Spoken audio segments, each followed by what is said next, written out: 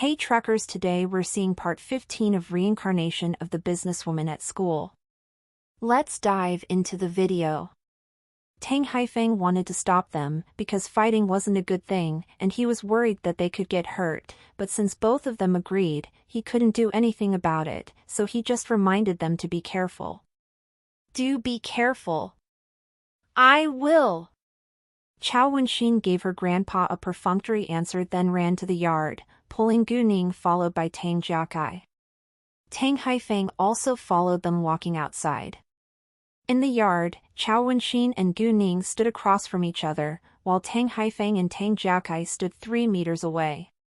Chao Wenxin asked, "Are you ready?" "I'm ready," Gu Ning said. "Great, let's begin," Chao Wenxin said, and attacked Gu Ning at once. She wasn't sure about Gu Ning's strength, so she only used a third of her strength in case Gu Ning would be hurt. Facing Chao Wenxin, Gu Ning didn't bother to use much strength either. Domestic servants in the Tang family all went ahead to watch the game. In the beginning, they thought that Gu Ning had annoyed Chao Wenxin. However, since Tang Jiakai and Tang Haifeng were watching too, they understood that it was just to practice. After a few movements, seeing that Gu Ning wasn't weak at all, Chao Wenxin started to attack heavily. Chao Wenxin was good at fighting, but was still barely comparable to Gu Ning. Gu Ning could beat the top special forces after all, and Chao Wenxin was merely as strong as a common soldier. Therefore, no matter how heavily she attacked Gu Ning could easily get control of her. When Chao Wenxin used her full strength, but still failed to gain any advantage in the competition, she understood that she was hardly an opponent for Gu Ning. Chao Wenxin didn't want to give up, so she persisted. Right at this moment, a black Bentley moved into the gate of the Tang family. It was Tang Yinfan's car. Once the car entered the gate, Tang Yinfan noticed the two girls who were fighting against each other. Even though Gu Ning was moving quickly, he still recognized her at first glance. Seeing Gu Ning, Tang Yinfan was struck dumb. "It's her! Why is she here?" Tang Yinfan's mood was affected when Gu Ning appeared in his sight, and he didn't know why either. Seeing that they were fighting, he couldn't help worrying about Gu Ning even though Gu Ning had the advantage. Tang Yinfan didn't understand that it was because of their blood connection. Gu Ning sensed Tang Yinfan's gaze and also saw him. Although it was Tang Yining's soul in Gu Ning's body, she had a strange feeling while facing Gu Ning's biological father. In her previous incarnation, Tang Yining's father was a totally evil person who had betrayed her mother and made her mother lie in a vegetative state. She also had to follow her father's orders, risking her life and do bad things for the sake of her mother's life. She couldn't change what had already happened, but she could get revenge. She made up her mind to completely unseat that Tang family. Thinking of that, Gu Ning's emotions were affected, and she accidentally hit Chao Wenxin's left shoulder with great force, and Chao Wenxin's left shoulder was dislocated. Chao Wenxin felt hurt, but she didn't shout in pain because she had often been injured throughout the years of training kung fu. Everyone was shocked by the accident, including Gu Ning. She immediately walked to Chao Wenxin and said, "I'm so sorry. I didn't mean it." Saying that, she pulled Chao Wenxin's left arm and moved the shoulder back to its normal position. "It's fine." Chao Wenxin didn't mind, because she knew that Gu Ning didn't mean to hurt her. And it was unavoidable to be hurt in a fight. "Are you all right?" Tang Jiakai and Tang Haifeng ran to them and asked worriedly. "I'm fine. It's unavoidable to get hurt in a fight," Chao Wenxin explained, because she didn't want others to blame Gu Ning. Tang Haifeng and Tang Jiakai understood that, and nobody blamed Gu Ning. "Gu Ning, I failed," Chao Wenxin said. "However, you're really awesome. Do you have a kung fu master as your teacher or something?" Gu Ning smiled. "Yes." "Really?" Chao Wenxin was surprised. "What does she do?" Can I meet her? She passed away last year, Gu Ning said and looked sad. What? Chao Wenxin was shocked. I'm sorry. It's fine. You didn't know. Gu Ning didn't mind. Meanwhile, Tang Yunfan walked to them, and his sight fell on Gu Ning once in a while. Yunfan. Come here. Let me introduce you. Tang Yunfan said, and pulled Gu Ning to Tang Yunfan's side. This is my new granddaughter, Gu Ning. When Tang Yunfan stood with Gu Ning, Tang Haifeng thought the two really resembled each other so much. He sighed and said, well, I just can't help noticing that you two closely resemble each other. Hearing that, Tang Yunfan looked at Gu Ning's face, and he was distracted a little. Chao Wenxin also glanced between Tang Yunfan and Gu Ning. She had the same idea. It's true, Chao Wenxin said with surprise. Although Tang Haifeng had told her that Gu Ning greatly resembled a young Tang Yunfan, she had been too young at that time, so she didn't have much of an impression. However, when Tang Yunfan and Gu Ning appeared at the same time, their features were very alike. Indeed. If Uncle were married, I would believe that Gu Ning is Uncle's daughter, Tang Jiakai said. Daughter? Hearing the word, Tang Yunfan had a strange feeling, and he felt an increasingly growing intimacy towards Gu Ning, which made himself think that maybe there was a connection between Gu Ning and him. Grandpa, is Gu Ning your illegitimate daughter? Chao Wenxin suddenly had a wild guess. Are you insane? Tang Haifeng hit Chao Wenxin with his crutch, but Chao Wenxin quickly moved away. I'm just kidding, Chao Wenxin argued. Do you think that it's funny? Tang Haifeng was mad. Chao Wenxin also realized that she shouldn't have said that, so she remained quiet afterwards. Girl Gu, please don't mind. Xin is just joking, Tang Haifeng said to Gu Ning. It's fine. Gu Ning didn't care. Seeing that Gu Ning wasn't mad, Tang Yunfan was relieved. Then he introduced Tang Yunfan to Gu Ning. This is your Uncle Yunfan. Nice to meet you, Gu Ning said. Hi, Tang Yunfan said lightly. All of a sudden, Tang Yunfan felt great pain in his head. Yunfan, what's wrong? Tang Haifeng was nervous. Tang Yunfan's secretary, Quan Mingkai, who was walking behind him, immediately ran over and opened his briefcase to get the medicine. Quan Mingkai was Quan Bohong's son and had complete loyalty towards the Tang family, so he became Tang Yunfan's closest assistant. However, before Quan Mingkai took out the medicine, Gu Ning stepped forward and directly massaged Tang Yunfan's temples with her hands. She rubbed steadily, but secretly put her power into Tang Yunfan's body. What? Quan Mingkai was struck dumb and didn't know what was happening. He held the medicine up before Tang Haifeng but was stopped. Wait a second, Tang Haifeng said.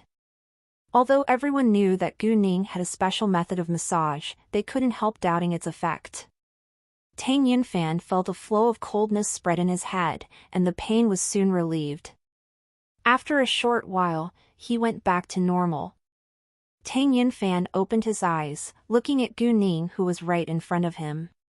He felt so close to this girl. Yunfan, how do you feel now? Tang Haifeng asked with concern. I don't feel any pain now, Tang Yunfan said. He then turned to Gu Ning. Thank you so much. You're welcome, Gu Ning said with a gentle smile. Quan Mingkai hadn't seen Gu Ning's face until now, and he was astonished to see that this girl greatly resembled his boss. I have some files to deal with, so I'll go back to my room now. Please let me know when dinner is ready, Tang Yunfan said coldly, like he couldn't stand being with them any longer. Quan Mingkai followed him at once. Girl Gu, please don't mind. He's always like that, Tang Haifeng said to Gu Ning.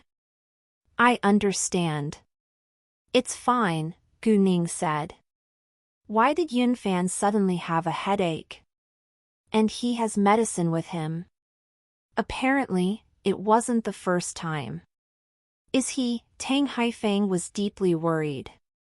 Grandpa, you don't need to worry. Uncle is fine now, Gu Ning said. Hearing that and thinking of Gu Ning's exceptional ability, Tang Haifeng relaxed.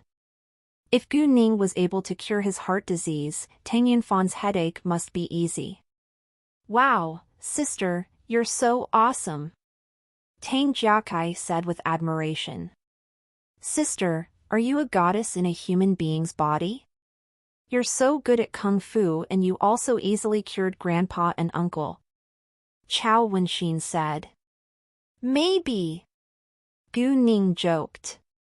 Haha, you won't reject any compliment, will you? Chao Wenxin laughed. Nevertheless, you have to teach me some fighting skills. Saying that, Chao Wenxin pulled Gu Ning, walking back to the center of the yard, whether Gu Ning agreed or not. Gu Ning, of course, didn't mind. Ever since Tang Yunfan had been in an accident 19 years ago, the Tang family wouldn't forbid the younger generation from practicing kung fu. Instead, the younger generation except for Tang Jiakai, who wasn't very interested in kung fu, and who merely dabbled in it, had been trained professionally from their childhood so that they could protect themselves if anything happened to them. Chao Wenxin was able to fight against 10 common men by herself. She was much better than Chu Peihan. Gu Ning sensed that someone kept looking at her the entire time from the 3rd floor of the main living building. Without a doubt, it had to be Tang Yunfan. It was a good thing that Tang Yunfan still felt attached to Gu Ning. Read latest OVLS at nv/e/l/by.com. In the study on the 3rd floor, Tang Yunfan was standing by the window. Through the curtain, he was staring at the beautiful young girl in the yard. He wasn't clear about what he was doing, but he was unwilling to rest either. Quan Mingkai noticed that there was something wrong with his boss, and he also had many thoughts in his mind. However, he didn't dare to say it because he wasn't sure. All of a sudden, Tang Yunfan covered his forehead with his hand again.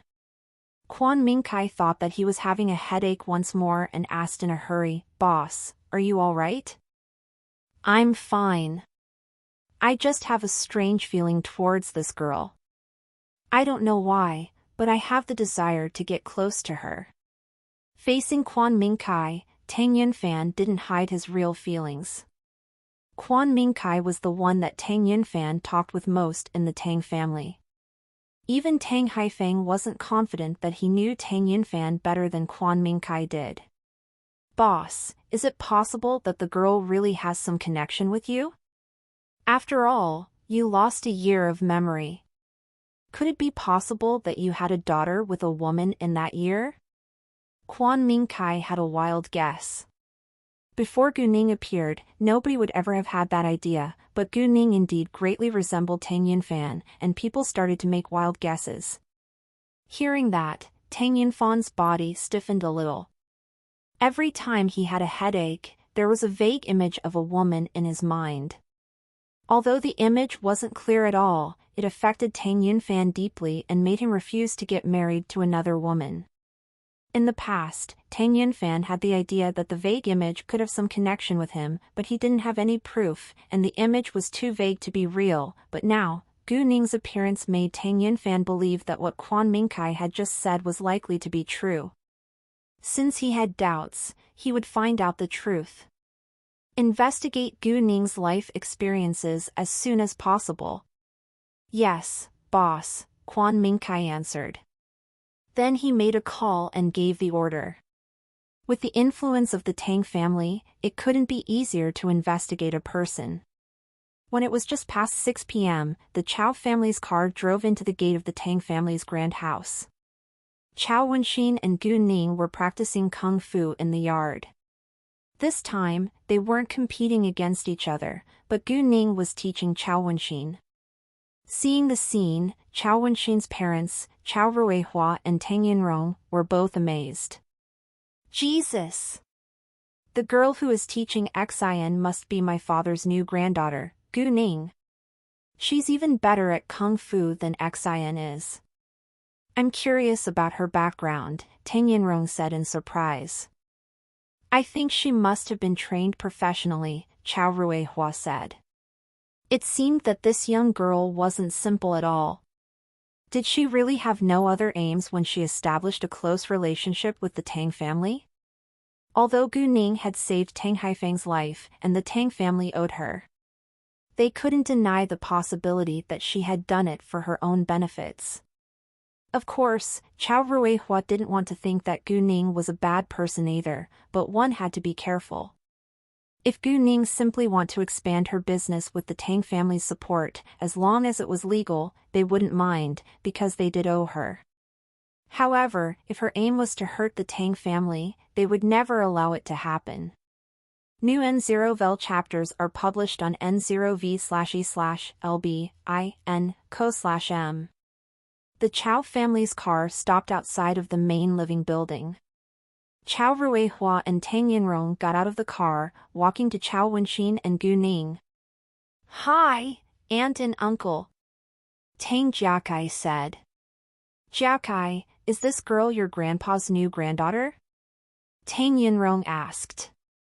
"Yes," Tang Jiakai replied. At this time, Chao Wenxin and Gu Ning stopped too. Chao Wenxin pulled Gu Ning, running to Chao Ruihua and Tang Yinrong. "Dad, Mom, please let me introduce you. This is Gu Ning, Grandpa's new granddaughter." Seeing Chao Wenxin's attitude, she obviously liked Gu Ning. Chao Ruihua and Tang Yinrong were both astonished then when they noticed Gu Ning's face. "Wow, they look exactly alike." Tang Yinrong suddenly had a good impression of Gu Ning. "You indeed closely resemble Yun Fan when he was young." "Nice to meet you, Mr. Chao and Mrs. Chao." Gu Ning greeted them politely. They hadn't officially regarded her as a member of their family yet, so it wasn't appropriate if Gu Ning called them uncle and aunt right now. Gu Ning's good manners also impressed them.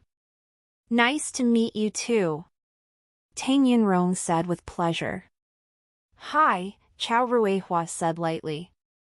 It wasn't because he disliked Gu Ning, although he did have suspicions. Instead, he always looked strict. And even though he held suspicion towards Gu Ning, he wouldn't show them on his face. Actually, Gu Ning completely understood that they wouldn't completely trust her yet, because she was still a stranger to them. If they completely trusted her just because she had saved Tang Haifeng's life, they would be too naive to be such a successful family. They treated her politely now just because she hadn't done anything harmful to the Tang family yet, but it was impossible for them to sincerely regard her as a member of their family in such a short time. They would when Tang Yinfan finally found out that she was his biological daughter. However, Gu Ning wasn't in a hurry. "It's getting dark. Let's go inside," Tang Yinrong said. Although Chao Wenxin wanted to continue, it was late. Chao Wenxin directly held Gu Ning's shoulder and said, "Sister, why don't you go out with me to have fun tonight?" "Where?" "I'll go with you," Tang Jiakai asked in excitement. "Just shopping, hanging on the street, having some snacks or something," Chao Wenxin said and gave Tang Jiakai a knowing glance. Tang Jiakai immediately understood where Chao Wenxin was really going tonight, and he was more excited then. "Sounds good. I can be your driver," Tang Jiakai said. Gu Ning, on the other hand, had no idea where they were going to have fun tonight, but she didn't care. Since they were all in a good mood today, it wasn't a bad idea to hang out with them. Before long, Tang Yinhang and his wife, Jiang Liwen, came home. When they saw Gu Ning, they had the same reaction as everyone else. "Oh, you must be Gu Ning." Jiang Liwen smiled. "It's so nice to meet you." "Yes, I'm Gu Ning." Gu Ning stood up at once and greeted them. "Well, we heard about what you did, and that you're so outstanding at such a young age." Again, Thank you so much for rescuing my father-in-law, Jiang Liwen said with sincerity.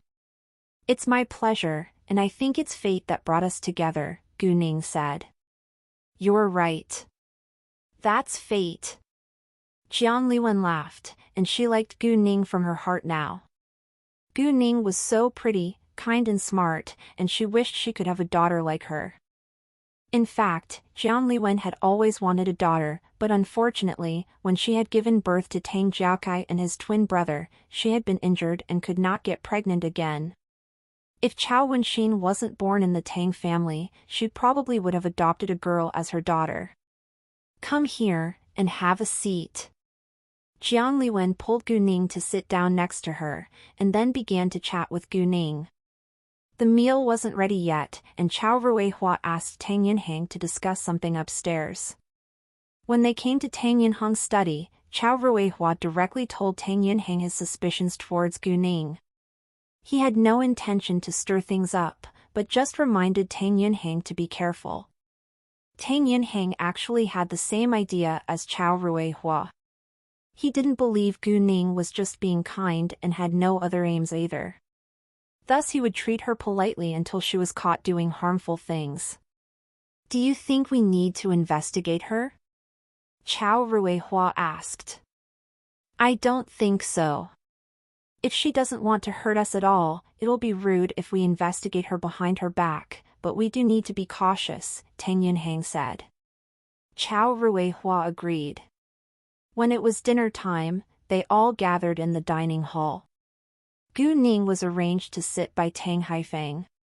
Actually, there was no rule for the Tang family to sit by order, and nobody would mind who sat with whom.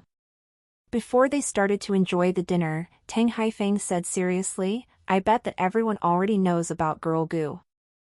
I invited her to visit me at home in order to let you meet her too. From now on, she's a member of our family and we will treat her as our family. Hearing that, everyone agreed, and no one was dissatisfied.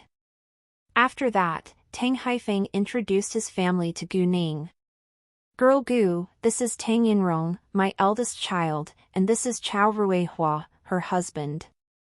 Tang Yinhang is my elder son, and Jiang Liwen is his wife. Tang Yinfan is my younger son. They're all your uncles and aunts now. Chao Wenjun is also a member of the Chao family, but he's busy today, so he's absent. Jiakai has a twin brother called Tang Jiayang. He's studying abroad. After the introduction, Gu Ning stood up and greeted them. I'm so happy to have you all be my family, and Happy New Year everyone. Happy New Year, they said together. It's the New Year festival and we definitely have to give you a New Year gift, Jiang Liwen said first, and took out a document from her handbag. Ning Ning, this is for a villa in Huafu Hills. Please take it as me and your eldest uncle's New Year gift as well as the first meeting gift for you. If you're not used to staying in this old house when you come to City B in the future, you may stay in the villa. Gu Ning was a little shocked, and didn't take it immediately. Wow, it's too luxurious. Ning Ning, just take it. I live right next to this villa, so we can be neighbors. Chao Wenxin persuaded. But, although the Tang family was the richest family in City B, and a villa was nothing for them. The house price was crazily high in City B and a villa in the downtown was worth at least dozens of millions of yuan. Please accept it. We're a family, aren't we? Jiang Liwen said. Gu Ning didn't know how to reject so she accepted it in the end. Thank you so much. After that, Tang Yinrong took out her gift. Ning Ning, this is the gift from me and your uncle. Since you already have a villa, you must be in need of a car. The car is parked at the villa. Thank you so much. Gu Ning had no reason to reject Chao Ruihua and his wife, since she had already accepted the gift from Tang Yinhang and his wife. She took a look at the papers in the file. It was a Lamborghini which cost over 10 million yuan. And then, it was Tang Yinfan's turn. He took out a red envelope and said, "Happy New Year." Although he seemed cold as usual, he sounded unusually gentle. "Thanks." Gu Ning took it. She used her jade eyes, and saw a black card inside. OMG! Her father really was the richest one in the family. Maybe because Tang Yinfan was Gu Ning's biological father, Gu Ning didn't feel uncomfortable accepting the card. After receiving all the gifts, it was time for Gu Ning to give hers out. "Well, I also prepared New Year gifts for you all. Please wait a second." Saying that, she left the dining table for her gifts. Although they were too rich to be lacking anything, they were curious about Gu Ning's gifts. Gu Ning then took out a large box from her suitcase and laid it on the table. Afterwards, she took the gifts out one by one. "I don't know much about your likes, and all I have is jade, so all my gifts are jade," Gu Ning said. She firstly gave Tang Haifeng a box.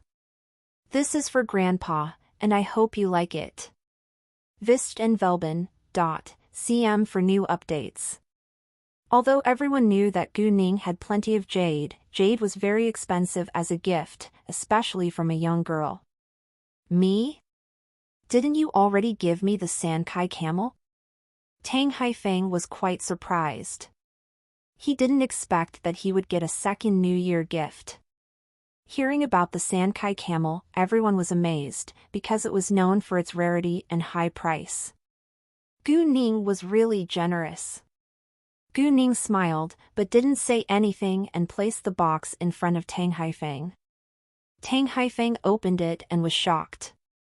Inside the box was a pair of lion heads made of king's green jade with qilin patterns on it. "It's the king's green!" Tang Haifeng was totally amazed. This pair of jade lion heads was worth around 40 million yuan. Gu Ning had sent Masterling the king's green jade, so she of course wouldn't hesitate to give her own grandpa the best jade that she had. Although she didn't have much of the king's green jade, it was enough to make several small objects. Hearing that it was the king's green, the rest of the people around the table were astonished too.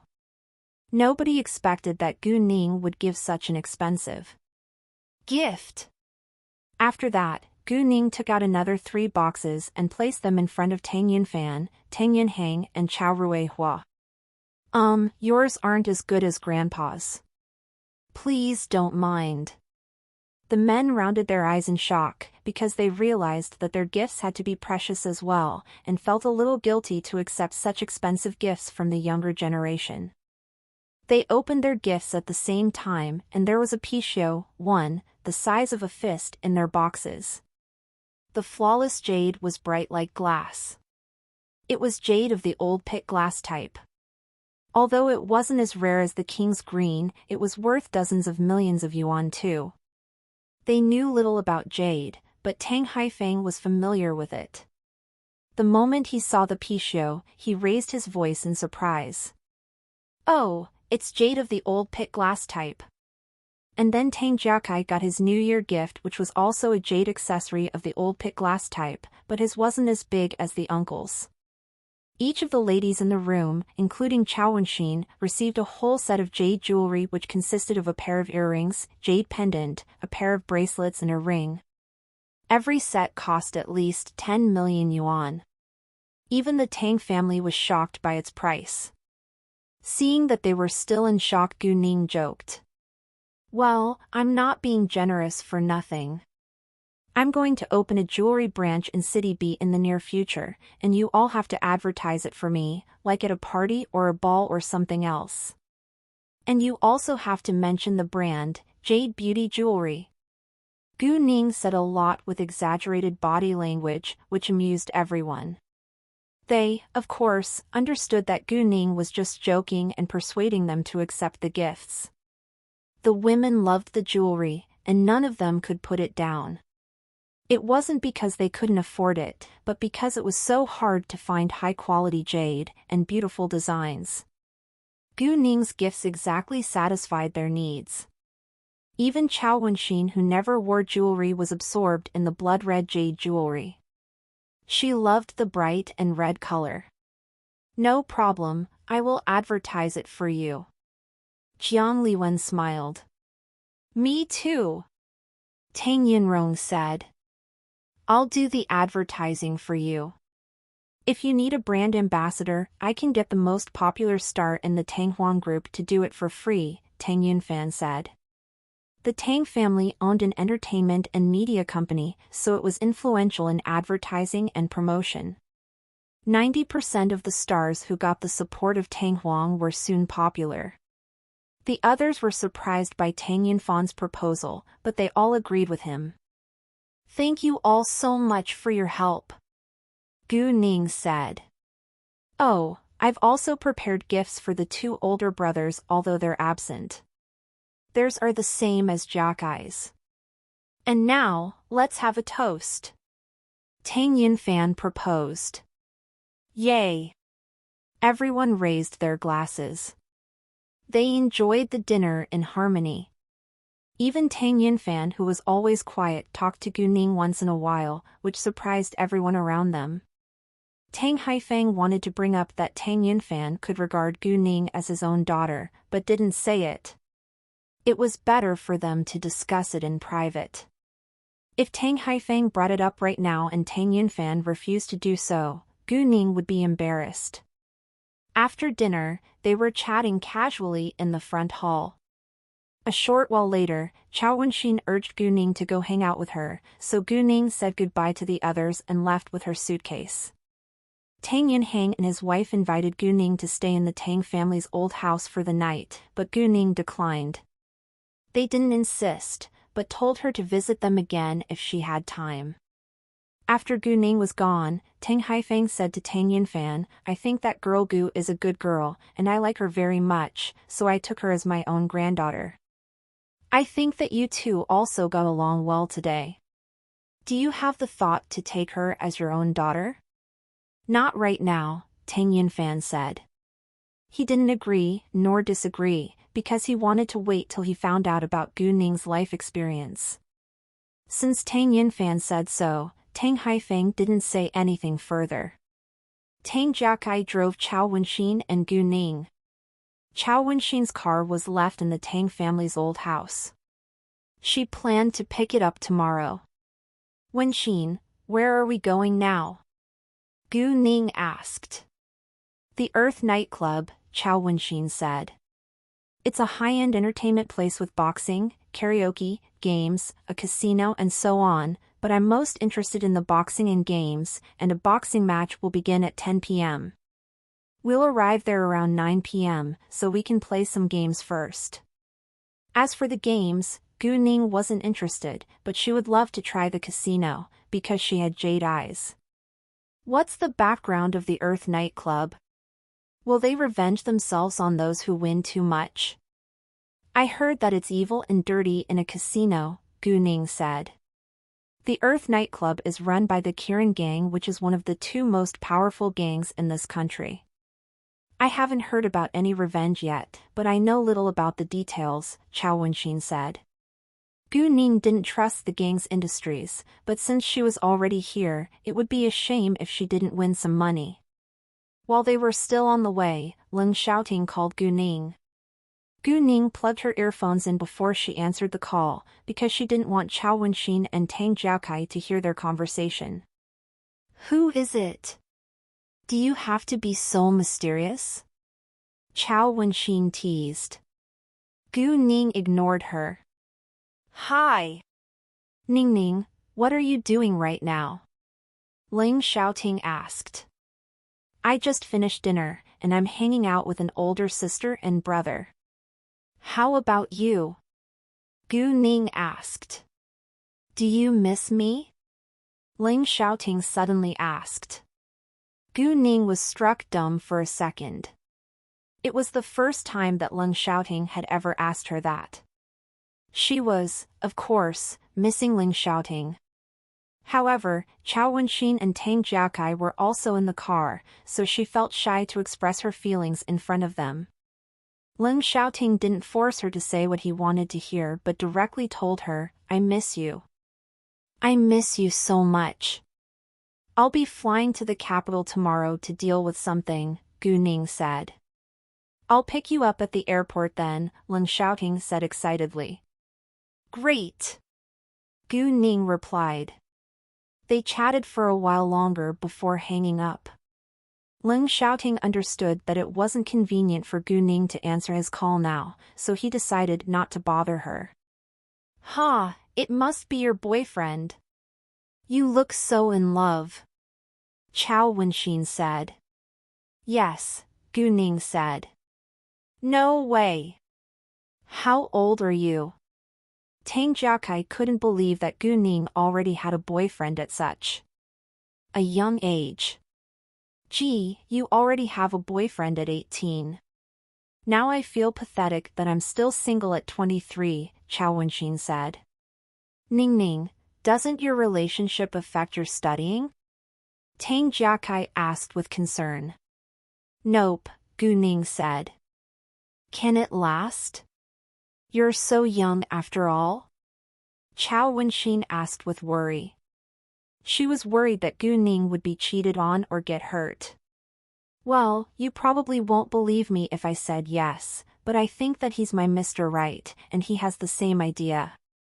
However, if he dares to cheat on me one day, I'll destroy him in person, Gu Ning said easily, but Tang Jiakai and Chao Wenxin were scared.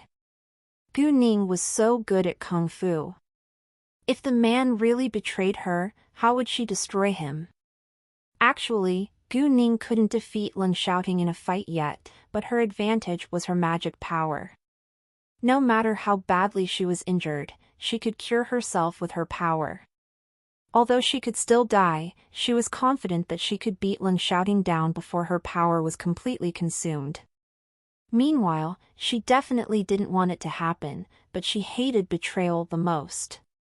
It wasn't easy for her to trust Leng Xiaoting during this lifetime. So if Leng Xiaoting dared to betray her, she was sure that she would really destroy him. Ning Ning, you're so awesome, and your boyfriend couldn't be simple, right? What does he do? Chao Wenxin asked. He's awesome too, and he's a military officer, Gu Ning said. Oh, military officer. Chao Wenxin's eyes lit up at once. She had admired military officers ever since she was a kid, and she also wanted to join the army. Unfortunately, her family disagreed. Chao Wenxin wanted to ask the title of Gu Ning's boyfriend, but she didn't say it because she thought that it wasn't polite. Before long, they arrived at the Earth nightclub. The Earth nightclub wasn't only large, but was also decorated luxuriously. The boxing was on the underground floor, the reception hall was on the first floor, karaoke bar was on the second and third floors, the game room was on the third and fourth floors, and the casino was on the fourth and fifth floors. There were also other types of entertainment on the floors above. New tirais at n/vel/b/i/n.co. They directly walked to the game room. On the second floor, there were various kinds of game machines, like arcade games and so forth, which amazed Gu Ning. It was also super crowded and everyone was arguing or speaking loudly. People who came here for the first time would probably think that it was too noisy. Chao Wenxin guided Gu Ning and Tang Jiakai to a slot machine. They exchanged chips with money before they started to play. Chao Wenxin and Tang Jiakai were just playing for fun. They weren't seriously gambling, so each of them got chips for 10,000 yuan and they also exchanged some for Gu Ning. Gu Ning didn't hesitate and took the chips. Although slot machines were just a way of gambling with change, a person who was lucky or good at playing it could win hundreds of thousands or even 1,000,000 yuan. However, it wasn't easy to do so. Ning Ning, do you know how to play? Chao Wenxin asked. Not really. I'll watch you playing first, Gu Ning said. After that, they came to a slot machine. Chao Wenxin put the chips in and explained, single-line betting is 100 chips. You can buy up to 10 lines, which is 1,000 chips. If you want a bigger chance, you can bet 1,000 chips and buy the line. There were 10 reels on the screen, and pictures of 10 different odds on each reel, namely 100 times, 200 times, 300 times, 400 times, 500 times, 600 times, 700 times, 800 times, 900 times, and 1000 times. If the pictures of the same odds all lined up at the same time on the screen, the prize pool would be fully opened. No matter how much money was in it, the machine would spit it all out. The prize pool had at least 100 million yuan, but this chance was completely negligible. No one had ever succeeded before. When the game began, 10 reels would randomly spin. The gamer could then press the button to stop it to see whether 3 pictures of the same odds could line up along a row. The player's minimum bet was a line. If 3 pictures of the same odds lined up along the first row, the player could get the money according to the odds. However, if the player only bought one line, even if there were other pictures of the same odds lined up in other rows, the player still could only get the money for the single line. Chao Wenxin bet on 10 lines at the same time, but all failed and wasted 1,000 chips. While Chao Wenxin was playing the slot machine, Gu Ning was carefully observing the way the machine worked, and figured out all its secrets. Follow you stories at n/VELB/in.com. Let me try, Gu Ning said. Gu Ning also bet on all 10 lines. When the chips were in the machine, the game was ready to begin.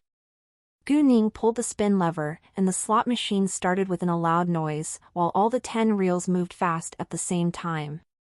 With her jade eyes, Gu Ning was able to calculate when the pictures of different odds would fall on a certain position. When it was time, Gu Ning quickly pressed the stop button. The slot machine stopped with a sound like someone just slammed on the brakes. And the 10 reels gradually stopped one by one from left to right. The 3 of them fixed their eyes on the pictures on the screen. The first, second, third line all failed, but the pictures of 300 times odds lined up along the 4th reel, which meant that Gu Ning won 30,000 yuan with this line. The 5th line failed too, but pictures of 100 times and 600 times lined up along the 6th line and 9th line. After this round, Gu Ning won 100,000 yuan when she only bet 1,000 yuan. Chips were continuously spun out from the slot machine, which immediately attracted a lot of attention from players around them. They all looked at Gu Ning with envy and jealousy. Jesus! Ning Ning, you're so awesome! Chao Wenxin and Tang Jiakai were both quite surprised because they had never won before. Gu Ning, on the other hand, wasn't very satisfied with the result, because she had only won 3 lines. Undoubtedly, she was ambitious to win all the lines. Let's try again, and see whether we can win all of them, Chao Wenxin said with anticipation, even though she didn't believe that it was possible, because it was even harder than winning the lottery. However, it was much easier than winning the lottery in Gu Ning's eyes. As long as she had sharp eyes and agile hands, it was highly possible for her to win. The second time, Gu Ning still bet on all the lines and seized the best timing to press the stop button. The pictures of 200 times, 400 times, 500 times, 800 times, and 900 times all lined up in the end, and Gu Ning won 280,000 yuan. People around her started to discuss her unbelievable luck. No way! How can she be so lucky? I've played the slot machine thousands of times, but I only won 100 times once. Chao Wenxin and Tang Jiakai almost jumped up in excitement. Ning Ning! It's so incredible! I admire you so much right now. Gu Ning, however, still wasn't satisfied. At this time, more and more people gather around them because it was very rare to see someone win so much money by playing the slot machines. During the third round, Gu Ning finally won all the lines and the prize pool was fully opened. Tons of chips were spun out within minutes. Everyone was shocked and couldn't believe his or her eyes. Don't stand still. Move and collect the chips, Gu Ning said to Tang Jiakai and Chao Wenxin. She wasn't able to collect all the chips by herself. Chao Wenxin and Tang Jiakai didn't get their mind back until Gu Ning reminded them to move. Seeing the large pile of chips, Chao Wenxin screamed all of a sudden, "Ah! Is it real?" Her scream attracted more people in the game room. Tang Jiakai pinched at Chao Wenxin's arm, and Chao Wenxin shouted in pain. "What are you doing?" Tang Jiakai seemed innocent. "You can feel the pain, so it's real." "Oh! It's real! It's damn real!" Chao Wenxin jumped in happiness. "Come on! Help me collect all the chips." Gu Ning lost her patience. All right. Chao Wenxin and Tang Jiakai helped Gu Ning collect the chips at once. Gu Ning understood that she should stop right now, because this place was controlled by a gang, and it wasn't a good idea if she kept winning money. When they took all the chips to the counter for money, the worker was stunned. He had never seen anyone be so unbelievably lucky and win so much money. The chips were 136.27 million yuan in total. Gu Ning transferred 30 million yuan to each of Chao Wenxin's and Tang Jiakai's bank account, while Gu Ning took the rest. Gu Ning won the money by herself, so Chao Wenxin and Tang Jiakai declined to share with her in the beginning. However, Gu Ning persuaded them to take it, so they accepted in the end. In fact, although the Tang family and the Chao family were both crazily rich, Chao Wenxin and Tang Jiakai didn't have much allowance. Therefore, 30 million yuan was a fortune for them. They didn't stay in the game room for long, and it was just 9:30 p.m. when they left. Gu Ning proposed to have some fun in the casino since it was still half an hour before the boxing match began. Since Gu Ning wanted to go there, the other two wouldn't disagree. When they walked into the casino, Gu Ning went to exchange 10,000 chips first, then went to the sick bow 1 table. The banker was shaking the dice cup, saying something like hands off the table once you place your bet. There were many types of sick bow, basically big, small, alls, odd and triples. As for the betting odds, big and small were 1-1, while alls were 1-24. Odd could be 1-1, 1-2 or 1-3, according to how many numbers on all three dice the player correctly bet on. Triples meant that a specific number would appear on all three dice, and the odds were 1-150. When the dice cup fell on the table, Gu Ning didn't place her bet until she used her jade eyes to see the numbers on the three dice. Gu Ning bet on odd with all the 10,000 chips, and she won the bet. The odds were 1-3, so she won 30,000 yuan. Everyone looked at Gu Ning with surprise, because she was so lucky. The second time, Gu Ning also bet 10,000 on big, and the odds were 1-1. The third time, Gu Ning deliberately lost the bet. The fourth time, Gu Ning bet 40,000 yuan on odd again and won 120,000 yuan. The fifth time, Gu Ning lost the bet on purpose once more. She only lost 10,000 yuan. The sixth time she bet 20,000 yuan on triples and the numbers she bet on were 3 sixes. Once the result was uncovered, there were precisely 3 sixes on it. People around the table were all astonished. The odds were 1-150, so Gu Ning made 3 million yuan. Let alone people around the table, even the banker was quite amazed. He wondered whether Gu Ning was just lucky, or if she was actually cheating. Chao Wenxin and Tang Jiakai almost screamed in excitement. They were excited not because Gu Ning was continuously winning a lot of money, but because of Gu Ning's unusual luck. Gu Ning kept betting, and many people started to follow her. However, Gu Ning intentionally lost the following 2 rounds, and those who tried to follow Gu Ning and make a fortune unexpectedly lost. What the hell? Are you doing this on purpose? Exactly. When we didn't follow you, you won. Once we followed you, you lost. What do you mean by this? Some were swearing.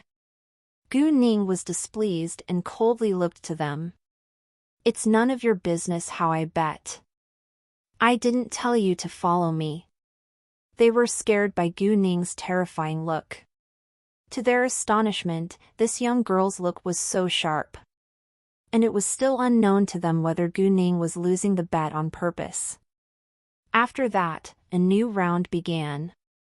This time, Gu Ning told Chao Wenxin and Tang Jiaokai to follow her. There were many people in this casino, and few knew that the three of them were a group. Meanwhile, those who had followed Gu Ning gave up this round, because they weren't sure whether it was a loss again. However, Gu Ning won the bet. It was triples. Each of the members in Gu Ning's group bet 20,000 yuan and won 3 million yuan. Everyone started to discuss the result again, but none of them could blame Gu Ning, because it was their own decision not to follow her. At the same time, in a lounge on the top floor of the Earth nightclub, a man who was around 30 years old was lazily lying on the sofa with his legs crossed.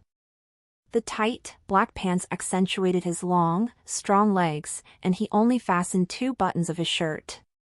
The man was handsome with beautiful features and looked flashy. At this moment, the manager of the casino was standing in front of him reporting what had just happened downstairs. The man pulled the corner of his lips and smiled a little, but the manager felt as if he was being threatened.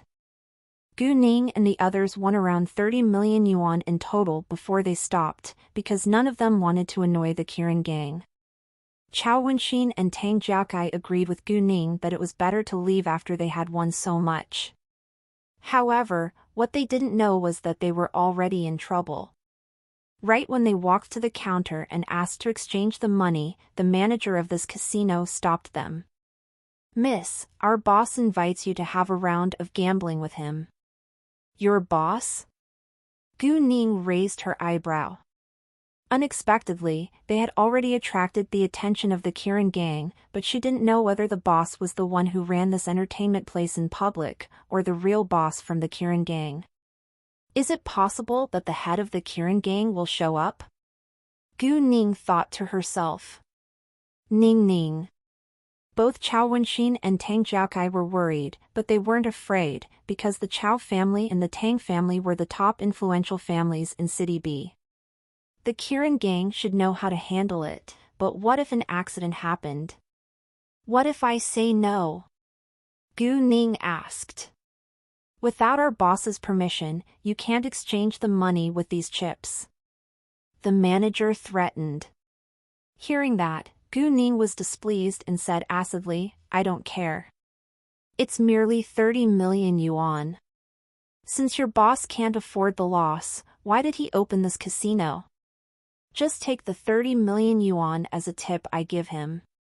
Gu Ning wasn't scared at all, but obviously they had nothing good planned, and Gu Ning was concerned that Chao Wenxin and Tang Jiaokai might get involved in trouble. What? The manager was shocked. To his astonishment, Gu Ning would casually dump the 30 million yuan. However, no matter what, Gu Ning had to go upstairs to meet his boss. Otherwise, he would be punished. Therefore, he threatened again. Miss, if you refuse to meet my boss, I'm afraid that you won't be walking out of the doors of the Earth nightclub. You, Chao Wenxin and Tang Jiaokai were mad. They wanted to argue with the manager or show him their real identity, but was stopped by Gu Ning. Very well. You have successfully aggravated me. I will meet your boss. And you. I'll come to you later. Gu Ning put on an evil smile and sharply looked at the manager. The manager was frightened. He had no idea that Gu Ning would be so powerful at such a young age. It seemed that he had annoyed someone he shouldn't have. However, no matter how unkind she was, could she be more violent than the Kirin gang? Thus, although the manager felt threatened by Gu Ning's look, he didn't take her seriously. Follow me. Don't say or do anything. Trust me. We'll leave here safely, Gu Ning said to Chao Wenxin and Tang Jiaokai. She didn't let them leave before her because she was worried that the Kirin gang would capture them even if they weren't in the Earth nightclub anymore. In that case, it was better if they remained by her side. 1. Sick Bo, also known as Tai Sai, Dai Siu, big and small or high-low, is an unequal game of chance that originated in ancient Chinese played with 3 dice. Sure. Chao Wenxin and Tang Jiakai nodded. They trusted Gu Ning. And even if Gu Ning couldn't handle it alone, they would still be safe as long as they uncovered their family background. The manager guided the 3 of them up to the 7th floor. Standing outside of a luxurious private room were 2 tall, muscular security guards. Once they appeared, a bodyguard opened the door. Before they walked inside, Gu Ning used her jade eyes to check the situation in the private room. There were 3 men in it. One of them was lazily sitting in a chair in front of a gambling table. He was very handsome but looked obtrusive and aggressive. Gu Ning recognized him at once. He was the head of the Kirin gang, Qi Tianlin. Surprisingly, she did meet him in person. Standing at both of his sides were 2 men. Obviously, the 2 men followed his lead. The head of a gang was always mysterious and never went out in public. Except for their own men, few people could meet him. The reason why Gu Ning knew Qi Tianlin was because she had a conflict with him in her previous incarnation and had almost been killed by him. Qi Tianlin was arrogant and cruel. In order to achieve his aim, he would do anything, literally anything. Compared with Siti Yi, he was even scarier. No matter who annoyed him, he would torture the person to death. However, he also had a changeable personality. And sometimes his actions were a complete surprise. Like when she had almost been killed by him in her previous incarnation. He had let her go in the end, had even saved her life, just because she had been the first one who had dared to challenge him by risking their life. In addition, he wasn't an executioner, and wouldn't kill people randomly because he preferred to torture them. Qi Tianlin also cared about the existence of Kirin gang, and wasn't willing to annoy those who were extremely powerful and able to threaten his Kirin gang, in public. However, in private, nobody knew what he would do. If Chao Wenxin and Tang Jiakai told him their family background, Qi Tianlin probably wouldn't cause them trouble. However, Gu Ning wasn't willing to do so. Although Qi Tianlin would let them go if he found out that they were from the Chao family and the Tang family, no one knew whether he would secretly hurt the Chao family or the Tang family. Thus, Gu Ning decided to handle it on her own. Money wasn't a big deal, so they would be safe. Once they walked in, Gu Ning's eyes met his. He looked dangerous, but Gu Ning didn't hesitate to meet his eyes. Qi Tianlin was surprised that Gu Ning dared to meet his eyes, but he wasn't sure whether she was just too dumb or brave. With that thought in his mind, he kept staring straight at her and his look was getting colder. However, Gu Ning wasn't afraid of it at all. Their eyes met in the air for a couple of minutes. During that time, people around them felt great pressure and almost couldn't breathe, while Qi Tianlin and Gu Ning seemed fine. In fact, Qi Tianlin was slightly stressed too, because Gu Ning put her magic power into her gaze and made it icier, which amazed as well as threatened him. How is it possible? Qi Tianlin was confused and annoyed. He felt upset at being beaten by a young girl's gaze, but he couldn't deny that he had felt stressed under her look. Qi Tianlin immediately realized that this young girl in front of his eyes wasn't simple. However, it aroused his intense interest towards her. Moreover, he even thought that this young girl's look was familiar with the first woman he was interested in. Unfortunately, she was already dead. Otherwise, he would love to spend some time with her. Great! Qi Tianlin suddenly opened his mouth and broke the ice between them. You're really great. You too, Gu Ning replied calmly. In reality, he wasn't complimenting her skills of gambling, but her outstanding psychological quality. Although Chao Wenxin and Tang Jiakai didn't know that this man was the head of the Kirin gang, since he was the boss of the Earth nightclub, he had to be at least one of the senior management of the Kirin gang. Find the new st ovals on n/velben.com. Leave now, Qi Tianlin said to the manager. Yes, sir, the manager said and left. After that, Qi Tianlin turned to Gu Ning. Let's have a round. He sounded very domineering. Since Gu Ning was already here, she naturally wouldn't reject. She directly stepped to the gambling table and sat across Qi Tianlin. What are we going to play? Dice. Let's guess the numbers, and it's a rubber game, 1, Qi Tianlin said. There was a faint smile on Gu Ning's lips. What's the bet? Qi Tianlin asked, what do you want to bet? Either 3 billion yuan or 30% shares of the Earth nightclub, Gu Ning said. If she wasn't going to leave here with a fortune, she wouldn't be Gu Ning. What? Everyone was shocked. Don't you dare talk to our boss like that. Do you know who he, a man beside Qi Tianlin said? However, before he could finish, Gu Ning directly interrupted him. I don't care who he is. I'm here to gamble. If you can't afford the result, then don't do it. The man wanted to say something, but was stopped by Qi Tianlin's hand gesture. Qi Tianlin squinted at Gu Ning. He wasn't mad, but was quite interested in this young girl. Why are you so confident that you'll win? Even if I lose, it's just 3 billion yuan. I can afford it, Gu Ning said. However, she was confident that she couldn't lose. Qi Tianlin was irritated because Gu Ning apparently said it on purpose. Since she could afford the result, it would be shameful if he couldn't as the head of the Kirin gang, but it was still too early to tell the result. No problem. 3 billion yuan, Qi Tianlin said. Who will stack the dice cup first?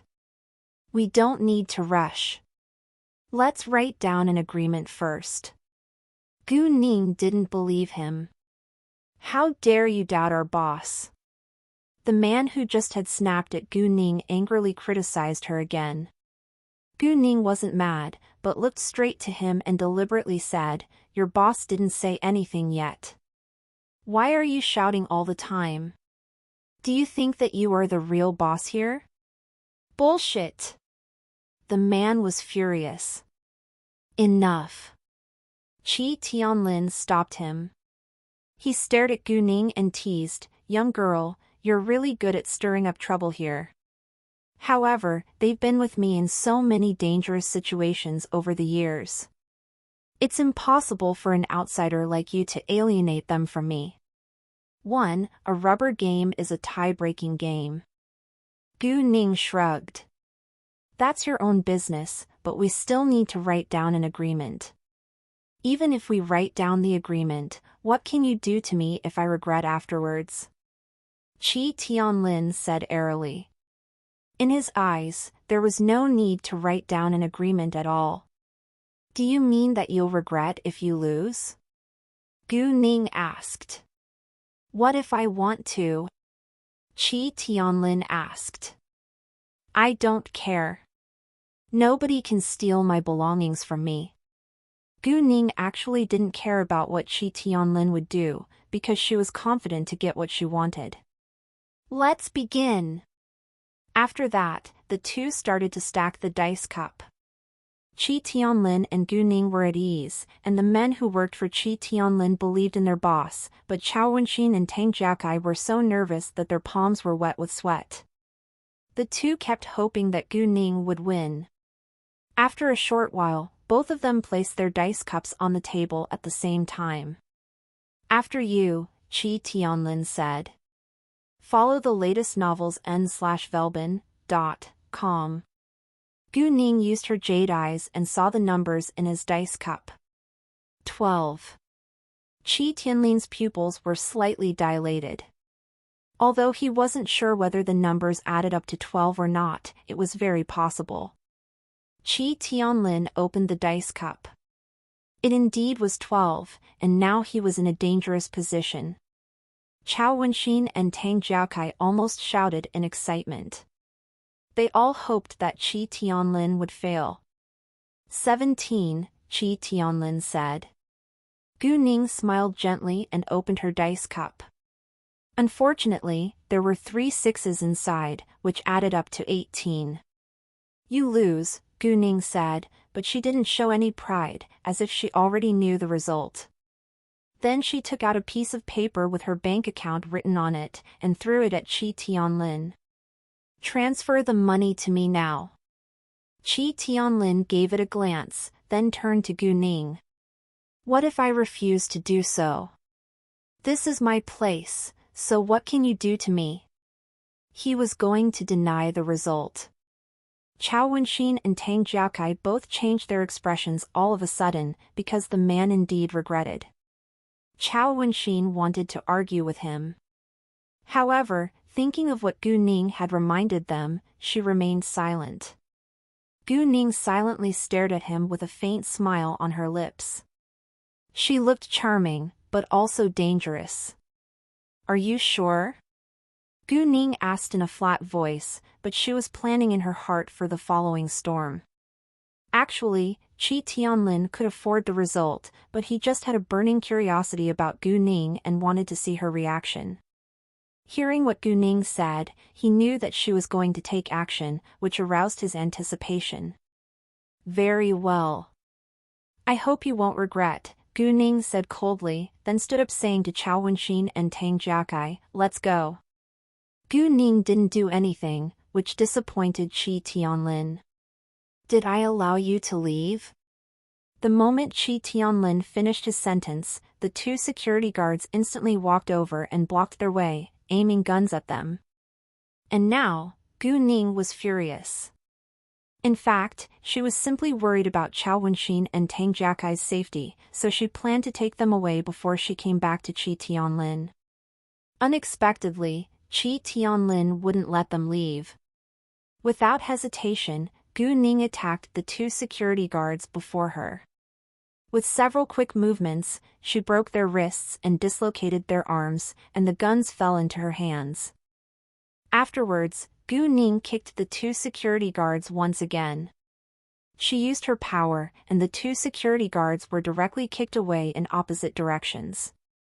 They could barely stand up in a short time. To Chi Tianlin's astonishment, Gu Ning was so good at fighting. And exactly because of shock, he was struck dumb for a few seconds. During that time, Gu Ning seized the chance and gave the 2 handguns she grabbed from the 2 security guards to Chao Wenxin and Tang Jiaokai. They had both served in the army, so it was pretty easy for them to use a gun. Chi Tianlin was in a rage, and he immediately took out a gun from his waist, aiming at Gu Ning. Meanwhile, Chao Wenxin and Tang Jiaokai both aimed their guns at Chi Tianlin too. Chi Tianlin snorted with a cold laughter. This is my place. Do you really think that you can escape? He didn't believe that they could leave here safely, but he had to admit that Gu Ning was far more interesting than he had thought. She was so surprisingly agile that his security guards were beaten down before they could even react. If they couldn't beat a young girl in a fight, they must be useless, and it was time for him to change security guards. Let's see. Gu Ning was also confident and mocked. I didn't expect that the head of the Kirin gang is a man who can't bear the result of his own decision. Since you can't afford it, then don't gamble. Even I feel ashamed for you. Hearing that, Chao Wenxin and Tang Jiaokai were surprised. What? The head of the Kirin gang? Chi Tianlin, and Gu Ning dares to swear at Chi Tianlin face to face? Chi Tianlin squinted and looked like a hungry wolf. He was surprised that Gu Ning knew him, and was also mad that she dared to humiliate him. Gu Ning said that even she felt ashamed for him. Fine. He did lose, but he also chose to deliberately not pay the bill to see her reaction. However, it was still reasonable that Gu Ning despised him for his behavior. Gu Ning knew who he was and dared to humiliate him, which was a challenge to his authority, so he was quite displeased. Since you know who I am, you should know that nobody can change my mind. Nobody can change your mind? Me either. No one can stop me from doing whatever I want, Gu Ning retorted. So, if you don't want to die, let us leave and transfer the 3 billion yuan to my account. Since they were already in trouble, she wouldn't yield. Qi Tianlin raised his eyebrow. Are you threatening me? Do you know that whoever threatens me won't have a good ending, including women? Indeed, he never bothered to cherish a beauty. Aren't you threatening me now as well? Gu Ning ridiculed. Qi Tianlin didn't expect that Gu Ning would give him the same answer. You're persuasive. Nevertheless, Gu Ning threatened him, which he held zero tolerance for. You injured my men's arms and you also want my money? Do you think that I'll agree? It was your men who aimed their guns at me first. It's already a mercy that I just dislocated their arms and unarmed them, Gu Ning said calmly. And now your friends are aiming at me. What should I do to them? Qi Tianlin squinted again with danger in his eyes. You aimed the guns at me first. Gu Ning retorted. Qi Tianlin was struck dumb for a second again. This young girl indeed was eloquent, and she hit the point. Qi Tianlin smiled and enjoyed the conflict with Gu Ning. Lady, you arouse my interest in you. There are countless men who are interested in me. Gu Ning said. You're right. A girl like you can easily arouse others' interest. Qi Tianlin didn't deny it, but suddenly changed his tone. However, there is nothing I can't have as long as I want it, including a woman. Saying that, Qi Tianlin fixed his eyes on Gu Ning. In other words, as long as he wanted her one day, he would do whatever he could to get her. Gu Ning knew Qi Tianlin's character to some extent, so she didn't doubt his words at all. However, it was also impossible that he would have her. Let's see. However, now you should give me the money. Well, it's just 3 billion yuan. I can afford it. Qi Tianlin put his gun down and directly made a call to transfer the money to Gu Ning's bank account. Gu Ning gave Chao Wenxin and Tang Jiakai a glance to place the guns down too. Then she walked to the 2 security guards. She was going to cure their injuries. The 2 security guards were terrified seeing Gu Ning walking towards them, given what had just happened to them. Gu Ning moved their wrists and arms back to their normal positions and took out 2 bottles of power crystal. Here, take the medicine, and you'll be fine. The 2 security guards apparently didn't believe her, so neither of them accepted it. Take it or not. Gu Ning wouldn't force them to do so, because her medicine wasn't cheap. Qi Tianlin had just hung up the call. Hearing what Gu Ning said, he asked, Really? Is your medicine that effective? You can try it if you want to know, Gu Ning said. You how, try it, Qi Tianlin said. He was curious to see whether the medicine was as effective as Gu Ning claimed. And he also knew that Gu Ning wouldn't hurt his men right in front of him, so he had no worries to let Yu Hao take the medicine. If Yu Hao was in danger after taking the medicine, he wouldn't let Gu Ning get away with it. Since their boss gave the order, Yu Hao had to take the medicine even if it was poisonous. Therefore, Yu Hao directly poured the medicine into his mouth. The pill melted once it was in his mouth. It didn't taste bitter, but cold. Gradually, a flow of cold air spread through his body and his pain was relieved within 10 seconds. Yu Hao rounded his eyes in shock and said, I don't feel any pain now. Really? It was unbelievable in Qi Tianlin's eyes. The other security guard looked at Gu Ning. He wanted the medicine too now.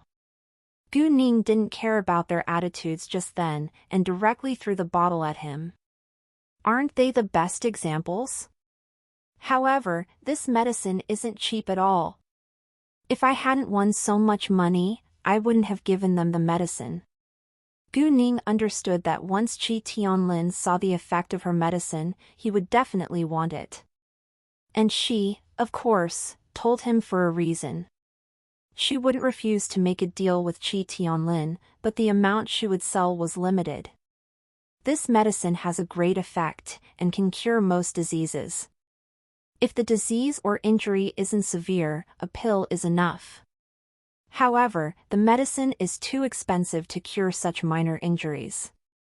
If it's a serious disease, more pills are needed. For instance, it's dangerous to remove a bullet if one is shot, and this pill can relieve pain as well as stop the wound from bleeding. In addition, the medicine can also improve one's health condition. Gu Ning wasn't bragging, but was telling the truth. However, in common people's eyes, it was already exaggerated enough. They believed that the medicine could cure common diseases, but doubted whether it could cure serious or rare diseases. With today's advanced medicine, it was still hard to completely cure serious diseases, but Gu Ning was confident to cure them with just a few pills. It indeed was hard to believe. However, since her medicine was able to cure their injuries within seconds, the medicine had to be very effective. Even if it wasn't as useful as Gu Ning said, it would still be of help. Gangsters were often injured, so they naturally needed good medicine. How many do you have? I want all of them, Qi Tianlin said. He was really greedy. The medicine is quite precious, so I don't have many myself. I can only give you 10 pills for now. I have to keep some for myself. If I have more in the future, we can make a deal again then, Gu Ning said. UW on NOV/L/BI.com. Although she was extremely reluctant to be in touch with Qi Tianlin, who was evil and arrogant, since they had already interacted, it was better for her to maintain a good, instead of bad, relationship with him. No problem. How much is it? Qi Tianlin asked. Although he would do anything to get whatever he wanted, he was also a businessman who knew what was best for him. 1,000,000 yuan a pill, Gu Ning said. She thought that 5,000,000 yuan was too high, so she changed the price to 1,000,000. Great. 10 pills add up to 10,000,000 yuan. I'll transfer the money to you right now. 1,000,000 yuan was a sky-high price for medicine, but it was nothing for Qi Tianlin. He already lost 3 billion yuan after just one round of gambling, so he wouldn't mind another 10,000,000 yuan. After all, the medicine was indeed useful. Gu Ning took out 10 small porcelain bottles from her backpack, or her telepathic eye space, and put them on the gambling table. After a while, she received a new message saying that the money was already in her bank account. Gu Ning and the others left soon afterward. Seeing Gu Ning disappearing from his sight, Qi Tianlin smiled a little. He was increasingly interested in Gu Ning now, and he thought that she was a very interesting kitten. Investigate their identities as soon as possible, Qi Tianlin ordered. Yes, boss, Yu Hao answered before walking out. He wouldn't do it in person but delivered Qi Tianlin's order. Gu Ning and the others also got their 30 million yuan before they left. Given what had just happened, they weren't in the mood to watch the boxing match. Chao Wenxin and Tang Jiakai were trembling in fear ever since they had walked out of the private room. If they hadn't been mentally stronger than common people, they would have collapsed to the floor. They were too frightened to drive the car, so Gu Ning became the driver. After they were in the car, Chao Wenxin and Tang Jiakai sat on the seats in shock. Wow, the man is really the head of the Kirin gang, Qi Tianlin. He's such an evil, cruel man with a changeable personality. I was so scared, and I'm still trembling now. Exactly. I was truly afraid that he would shoot us. Ning Ning, you're so bold. You knew that he was Chi Tianlin and you still dared to swear at him. Weren't you afraid that he would shoot you? Indeed. I almost told him that we're from the Tang family and the Chow family. Nobody knew how hard it had been for them when they were in the private room. Ning Ning, I have profound admiration towards you now. Chow Wenxin looked at Gu Ning. Her eyes were very bright as if she was staring at a man that she loved. Me too. Me too. Tang Jiakai echoed at once. Ning Ning, you're really awesome. Is there anything that you don't know or can't do? Chow Wenxin asked. Follow you stories at n/VELB/in.com. Actually there is plenty, Gu Ning said, then apologized. I'm so sorry for what happened to you too. Ning Ning, don't say that. If I hadn't taken you there, it wouldn't have happened. Chow Wenxin blamed herself. Nevertheless, we were in trouble because I won too much money. Anyway, let bygones be bygones. Luckily, we won 3 billion yuan. And you too can get a third of it. Although Gu Ning won the money by gambling with Chi Tianlin, Chow Wenxin and Tang Jiakai had risked their lives with her, so she wouldn't take all the money. Even though she wasn't willing to share equally with them, she would love to give them a third of the money. Hearing that, both Chow Wenxin and Tang Jiakai were surprised. They could share 1 billion yuan and each of them could have 500 million yuan. That was a fortune. However, they rejected. Ning Ning, you won the money by gambling with him, you don't need to share with us. Exactly, you don't need to share the money with us. In fact, they also want to have a fortune, but Gu Ning had won the money alone, so they couldn't share her money. They loved money, but would get it the right way. Please listen to me this time, also don't tell your family about what happened tonight. I don't want them to be worried, Gu Ning reminded them. Sure, Chow Wenxin and Tang Jiakai said. Even if Gu Ning didn't remind them, they wouldn't tell anyone. And since Gu Ning insisted on sharing the money with them, they accepted it in the end. Oh, Ning Ning, why don't you come back to Huafu Hills with me tonight? We can share a bed. And you can go have a look of your villa too, Chow Wenxin said. Great. Gu Ning didn't reject. If she had a place to stay, she wouldn't bother to stay in a hotel. Because Tang Jiakai wasn't in a good condition to drive, Gu Ning drove him back to the Tang family's house first before she went to Huafu Hills. Huafu Hills was a luxurious living area in City B, which wasn't far from downtown, and its housing price was also crazily high, but no matter how high the price was, it was nothing for the Tang family and the Chow family. The Qin family had served in the army for generations, but was also involved in business. Although it couldn't compare with the Tang family, it was a super-rich family in City B. In addition, Tang Yinrong was in possession of 10% shares of the Tang family's properties. Even just 10% shares were worth at least 10 billion yuan. The villa given by Chow Ruihua and his wife to Gu Ning was adjacent to Chow Wenxin's. It was a duplex house. At the front of the villa was a large lawn around 100 square meters. On the right side was a road which was the access to the garages on the first floor of the villa. The villa had 3 floors, covering about 178 square meters, but no one lived on the first floor. There were 2 garages on the right side, while the swimming pool and gym were on the right side. The stairs were in the middle. When they arrived, Chow Wenxin guided Gu Ning to see her new car, which was a black Lamborghini. Even Gu Ning, who never had any preference for cars, fell in love with it at first glance. Isn't it cool? Let's drive around tomorrow. It will be exciting. Chow Wenxin laughed. I don't have a driver's license yet, Gu Ning said. With her driving skills, she didn't need to learn anymore, but she had to take the test. However, she was too busy to register for the driver's test recently. What? Chao Wenxin was astonished. You don't have a driver's license, but you just drove us back home? It was scary. Although I don't have a driver's license, I'm a skillful driver. My master taught me. However, I couldn't take the test until I turned 18, and I've been very busy since I turned 18, Gu Ning said. Hearing that, Chao Wenxin relaxed. That's easy. I have a friend who works in the Department of Motor Vehicles. I can take you to attend the test tomorrow. As long as you pass it, you can get a driver's license immediately. That will be so great.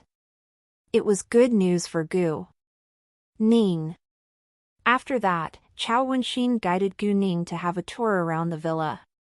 On the second floor, there was a living room, a kitchen, a bathroom, and 2 bedrooms. On the third floor, there were 4 bedrooms attached with 4 bathrooms, and a study. Next to the master bedroom, there were 2 10-square-meter cloakrooms. One for men and one for women. The decoration wasn't luxurious, but was elegant, which was Gu Ning's favorite style. And this villa was already cleaned and dusted, so Gu Ning was able to move in right away. Chao Wenxin wanted to invite Gu Ning to sleep with her in her villa, but it was the first time that Gu Ning visited her new house, so Chao Wenxin decided to sleep in Gu Ning's villa. After the short tour, Chao Wenxin went back to her house to get her nightgown.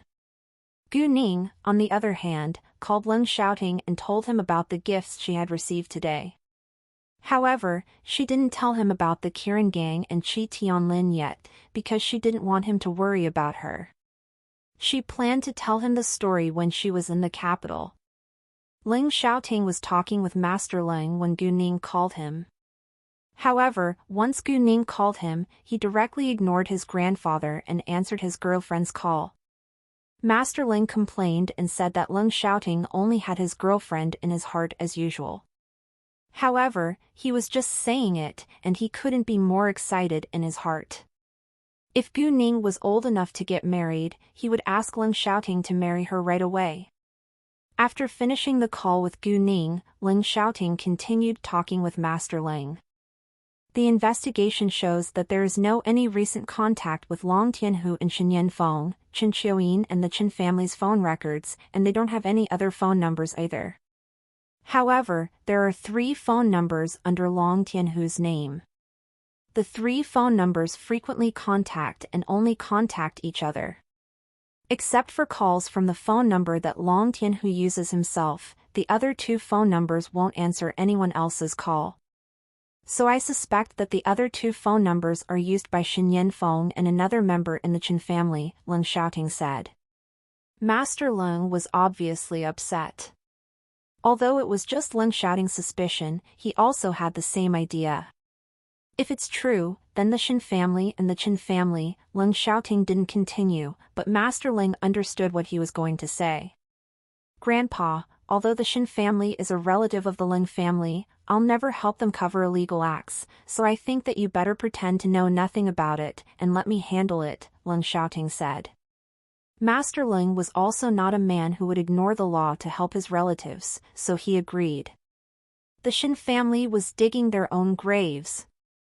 The next day, Chao Wenxin and Gu Ning got up at 6 a.m. to run in the park.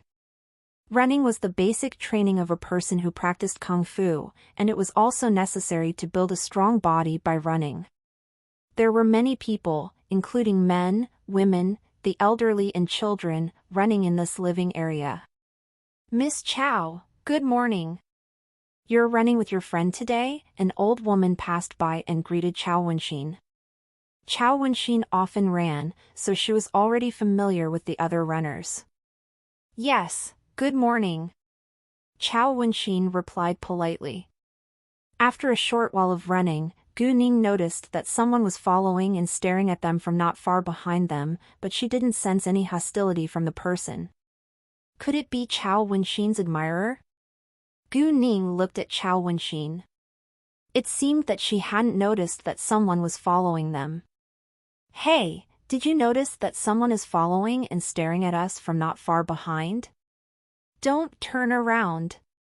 Chao Wenxin was about to look back, but was stopped by Gu Ning. Could it be your admirer?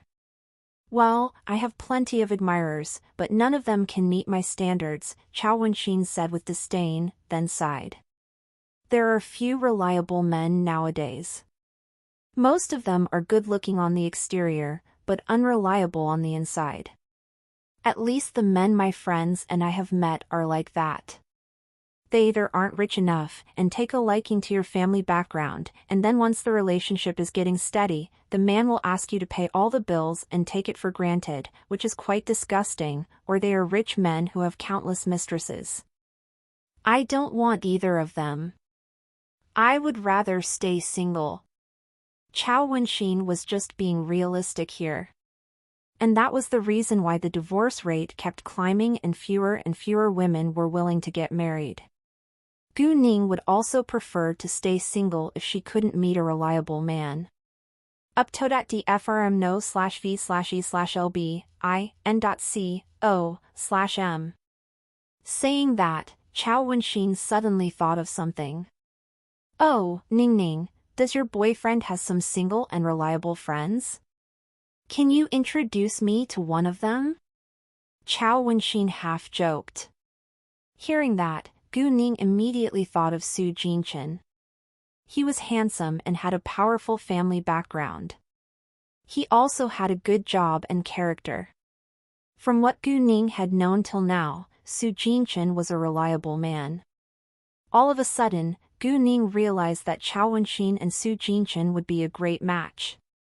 Of course, it wasn't right to judge a romantic relationship by those conditions. Most importantly, the two must get along well and like each other. In fact, Gu Ning didn't mind setting Chao Wenxin and a reliable man up. He has a close friend who also serves in the army with him. The man is handsome with a good character and powerful family background. However, it's not up to me whether he's reliable or not. I can introduce you to him if you want, Gu Ning said. Really? Chao Wenxin was excited once she got to know that the man was a military officer. I'm free now anyway. When will you go to the capital? I'll fly there with you. Tomorrow, Gu Ning said. However, I'm not sure whether he's in the capital now. I can ask my boyfriend. Please don't, Chao Wenxin said. Let's keep it a secret between you and me. If he's there, we can meet. If now, I'll just have a tour in the capital. In addition, I also have a friend who stays in the capital, so I can go visit her. Chao Wenxin wanted to take it slow and naturally. Fine. Since Chao Wenxin said so, Gu Ning would listen to her. In fact, Gu Ning also thought that it was better to keep it between them in case they didn't like each other and it would be embarrassing. After that, they kept running.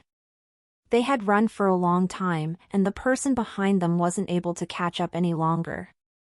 Gee, he's too weak to be my admirer, Chao Wenxin said with disdain. Gu Ning smiled. It really was a good idea to match Chao Wenxin with a military officer. If she ended up being with a common man, the man would be bullied by her all the time. Chao Wenxin was tired later, so they stopped to have a break. Seeing that Gu Ning was just a little flushed and still breathing normally, Chao Wenxin was surprised. Ning, your stamina is unbelievable. We've run 5 kilometers now, but it looks so easy for you. I received devilish training, which was even crueler than the training the special forces have received and more like the training of a hitman. However, you have just been trained normally, Gu Ning said. What? Devilish training? It sounds so cruel. Chao Wenxin was astonished. Devilish training was basically training with one's life. Chao Wenxin almost blurted out that Gu Ning's master was crazy. However, remembering that Gu Ning's tutor had already passed away and that it might annoy Gu Ning, she didn't say it aloud. Although such training was cruel, it was worth it, because Gu Ning was now able to handle any kind of danger. Chao Wenxin's parents also hoped that she could protect herself in a dangerous situation, so she had been sent to military camp during her childhood. If she hadn't had the ability to protect herself, she would have been kidnapped many times. After the run, they went to have breakfast together before going back to the villa. Although Chao Wenxin lived in the villa, she never cooked for herself because she was a bad cook. She would either eat at the Chao family's house or dine out. Gu Ning and Chao Wenxin went back to their own place later. They took a shower and changed before going out again. Gu Ning didn't have a driver's license, so she got in Chao Wenxin's car. There were 2 cars in Chao Wenxin's garage. One was the same Lamborghini as Gu Ning's, but its color was bright red. The other one was also a red Land Rover. It seemed that Chao Wenxin really loved red. I think that we better keep a low profile today, so let's drive the Land Rover, Chao Wenxin said. She went to open the car door for Gu Ning and made a gesture like a gentleman to invite her to sit inside, which was quite amusing. Gu Ning laughed a little and got in the car. In fact, Gu Ning preferred off-road vehicles like Land Rovers, Hummers, Night 15 and so on, because they looked so cool. On the way, Gu Ning asked, Wenxin, how much do you know about the super-rich families in City B? A lot, I guess, Chao Wenxin said. As a member of high society, she had to know a lot about the surrounding people. Do you know a man called Pan Zirwei? Gu Ning asked. She wanted to find out more about the Pan family from Chao Wenxin. Hearing the name, Pan Zirwei, Chao Wenxin snorted with laughter and showed obvious dislike towards him. Pan Zirwei is a well-known playboy among the high society. Do you know him? Yes, Gu Ning said. I almost had a conflict with him at the Stone Gambling Street the other day, but he recognized me because I rescued the injured fan at the airport. He wanted me to be his master and teach him kung fu, but I rejected, so he regarded me as his boss. I just want to know the reputation of the Pan family. If his family is notorious, I'll keep a distance from him. If his family isn't that bad, I think it's not a bad idea to maintain a good relationship with him. Oh, Pan Zirwei is willing to follow your lead?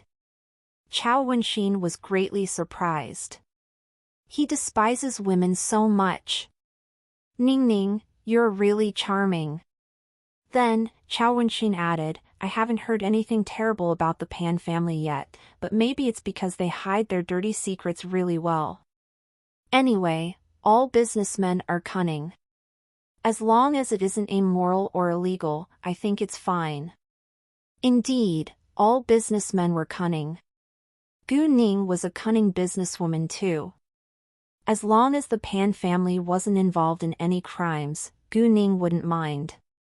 Seeing that it was time for the bank to open, Gu Ning made a call to transfer the money to Chao Wenxin's and Tang Jiakai's bank accounts. Hearing Gu Ning talking on the phone, Chao Wenxin was still excited although she was already mentally prepared. 500 million yuan. From now on, she had 500 million yuan in her own bank account. It was still too much for Chao Wenxin to believe that Gu Ning had made 3 billion yuan so easily. Actually, it hadn't been that easy. If Gu Ning hadn't been brave and smart enough, they could have been killed, not even mentioning getting the money. Tang Jiakai was still sleeping when he heard a new message came in, so he semi-consciously checked his phone. When he read the message and noticed the long number of the money that had just been transferred into his account, he woke up at once and screamed, jumping in great excitement on his bed. Everyone in the house was able to hear his scream. Tang Jiakai, stop screaming! Tang Haifeng scolded him from downstairs, but Tang Jiakai ignored his grandpa, focusing on the number on the screen. There were so many zeros. 500 million yuan. 500 million yuan was all his own savings, and he finally didn't have to ask his parents for an allowance anymore. However, Tang Jiakai was a well-educated young man, and he wouldn't spend the money with reckless abandon. Instead, he could do what he always wanted to do now. Tang Haifeng was a little worried when he didn't hear Tang Jiakai's answer, so he told the housekeeper to go upstairs and have a look. "Lord Jiakai, are you all right?" The housekeeper knocked on the door and asked worriedly. Hearing the housekeeper's voice, Tang Jiakai finally got his mind back. He took a long breath first, then replied, "I'm fine. I just had a nightmare." Hearing that Tang Jiakai was fine, the housekeeper was relieved and went back downstairs. Gu Ning and Chao Wenxin left for the Department of Motor Vehicles around 8:30 a.m. and didn't arrive there until 9:30 a.m. because of traffic. Chao Wenxin had called her friend last night, so when they arrived at the Department of Motor Vehicles, everything was well arranged. There was a place for the driver's test right next to the Department of Motor Vehicles, so they went directly there. Once their car was parked, a handsome man who was around 25 walked towards them. The moment that Chao Wenxin got out of her car, the man complained, "Miss Chao, you really won't call me unless you need me. You promised to buy me a meal, but I've waited for 2 weeks and you didn't call me once." Hearing that, Chao Wenxin felt a little embarrassed. "I know it's my fault. Why don't we have lunch together today after my friend finishes the test?" "That's fine." The man was satisfied. At this time, Gu Ning came to Chao Wenxin's side. Chao Wenxin then introduced them to each other. "This is my younger sister, Gu Ning, and this is my friend, Ouyang Sihuan. Visit novelbin.c.m for updates." "Nice to meet you." "Nice to meet you too," Gu Ning and Ouyang Sihuan greeted each other. "Are you ready?" "If you are, we can begin now," Ouyang Sihuan asked Gu Ning. "Yes, I'm ready," Gu Ning said. Before the exam, Gu Ning went to pay the registration fee first, and then it was time to do Subject 1. Subject 1 was mainly about the driving theory foundation, road safety laws and regulations, local regulations and other related knowledge. It was directly answered on the computer, so Ouyang Sihuan guided Gu Ning and Chao Wenxin to the computer room to answer the questions. Although Gu Ning came here to attend the test with the help of Chao Wenxin's network, it was impossible for her to cheat, because there were cameras and the computer would read her exam paper. Before long, Gu Ning finished the 100 questions, and she got a full score. Chao Wenxin and Ouyang Sihuan were both shocked by Gu Ning's efficiency and accuracy. "Jesus! Miss Gu, you finished the 100 questions within just 3 minutes. You must be a genius," Ouyang Sihuan said, and couldn't believe his eyes. "I wouldn't be here if I wasn't fully prepared," Gu Ning said. However, her answer wasn't quite persuasive, because it took at least 15 minutes for normal people to finish all the questions and there could be many wrong answers too. Even so, Ouyang Sihuan didn't ask further. Subject 2 required drivers to finish 5 items, namely reverse into garage, parallel parking, ramp stop and start, right angle turn, curve, commonly known as S-bend. Subject 3 tested many basic skills for driving on roads. And all of them were perfectly finished by Gu Ning. Gu Ning's driving skills were even better than the driving coaches, which completely shocked Chao Wenxin and Ouyang Sihuan, because she was just 18. Gu Ning was probably the only one who had finished the test in such a short time with such a high score that they had ever seen. "Miss Gu, I really don't know what to say now. You're really, totally unbelievable. You're even better than the best driving coach. From now on, you're my idol." Ouyang Sihuan looked at Gu Ning with profound admiration. Gu Ning smiled, but didn't say anything. "All right, let's settle the driver's license now, so that we can go have lunch together." Chao Wenxin interrupted him and rolled her eyes. Ouyang Sihuan became Chao Wenxin's good friend precisely because he was funny. Gentlemen weren't really Chao Wenxin's type. "Yes, madam." Ouyang Si-huan joked and guided them to the hall of certificates. Within minutes, Gu Ning got her driver's license. It was already 11 a.m., and it was time for lunch. Ouyang Si-huan would be off duty in half an hour, but there was nothing to do, so he left half an hour earlier. He had to be back at work at 2:30 p.m., so they dined at a nearby restaurant. After lunch, Chao Wenxin and Gu Ning drove Ouyang Si-huan back to his workplace, and then they went to go shop at Fengshan Shopping Mall, which was owned by the Tang family.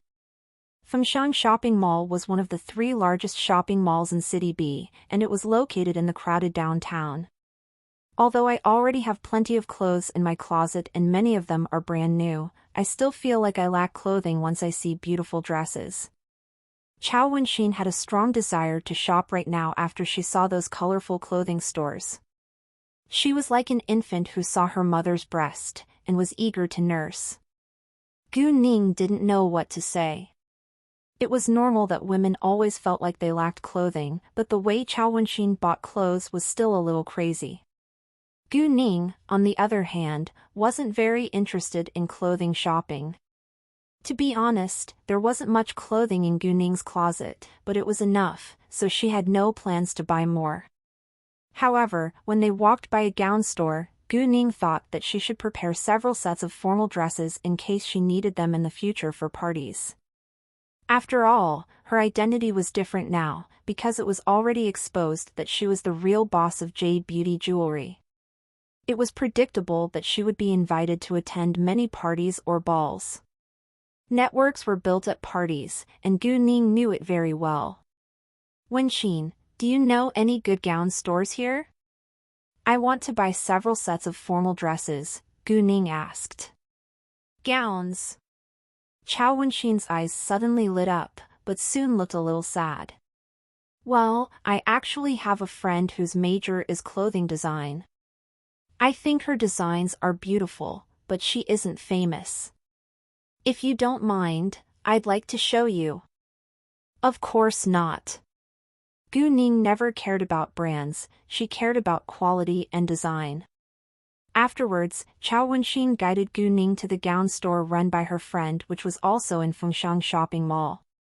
On their way, Chao Wenxin told Gu Ning about her friend. Actually, I just met this friend a short time ago, but I think that she's talented. I like her designs. You know that rich people only value fame nowadays, but my friend insisted on doing her own job well instead of advertising or getting publicity, so she doesn't have many clients. Fame only came when there was a great opportunity and promotion. The quickest way to get famous was to use another already well-known brand, but over 90% of well-known brands wouldn't allow a new designer to use their brand name to sell her own clothing. If the new designer's clothing was even more popular than the brand's, it would be a disaster for the brand. Therefore, a designer could only work for fame by themselves. Does she have any way of advertising? Gu Ning asked. Well, she's from an ordinary family without much help. I'm not very familiar with her, so I don't know much, Chao Wenxin said. Hearing that, Gu Ning had a plan. After a while, the two arrived at the gown store. Its name was Charm. That was also the brand of the designer's clothing. And Gu Ning loved the name. Upstat from N0/V/LBN/.co/M. Once Gu Ning and Chao Wenxin walked in, a saleswoman came ahead and welcomed them. Welcome to Charm, ladies. Hi, Wenxin. A woman who was around 27 years old walked towards them. She wasn't very pretty but was elegant. Hi. I was just shopping here with my friend, and we coincidentally walked by your store, so I thought why not come in and say hi, Chao Wenxin said. She didn't say that had they actually come here on purpose, in case they would all be embarrassed if Gu Ning didn't like the gowns in the store. Please let me introduce you. This is my younger sister, Gu Ning, Chao Wenxin said to the woman. And this is the owner of this store, who is also a designer, Yu Zi. Nice to meet you, Miss Gu. Nice to meet you too, Miss Yu, they greeted each other. Please, have a seat here. Yuzi invited them into the lounge. When Gu Ning and Chao Wenxin had just sat down, someone immediately poured cups of tea for them. Gu Ning glanced around the store. It wasn't big and was only around 20 square meters, but there were many choices of clothes, like formal gowns and regular dresses. Gu Ning found the designs of the formal dresses were truly as special and beautiful as Chao Wenxin had told her. Yuzi herself designed and made every piece of clothing here. This store was small, so it was impossible for her to have a factory. And most of the gowns were customized. All the clothes in the store right now were basically samples. Of course, if customers wanted to buy the samples in the store, they could also directly buy it. However, the majority preferred to wear customized gowns because they fit better. I like your gowns. You can keep chatting, and I'll have a look around, Gu Ning said to them, then stood up to look at the formal dresses. After a round, Gu Ning pointed at a gown and asked, "What size is this? Would it fit me?" Yuzi was struck dumb for a second. She didn't expect that Gu Ning would directly buy the dress in the store. "It's a small. Do you want to try it?" Saying that, she walked to Gu Ning. EAD new chapter S on no/v/e/ln.com. No need. I'll buy this one. Gu Ning didn't try it, nor ask its price, but bought it without hesitation. Hearing that, Yuzi was surprised, not because Gu Ning wanted to buy it, but because she didn't even bother to ask its price. It was the first time that she had met such a generous customer.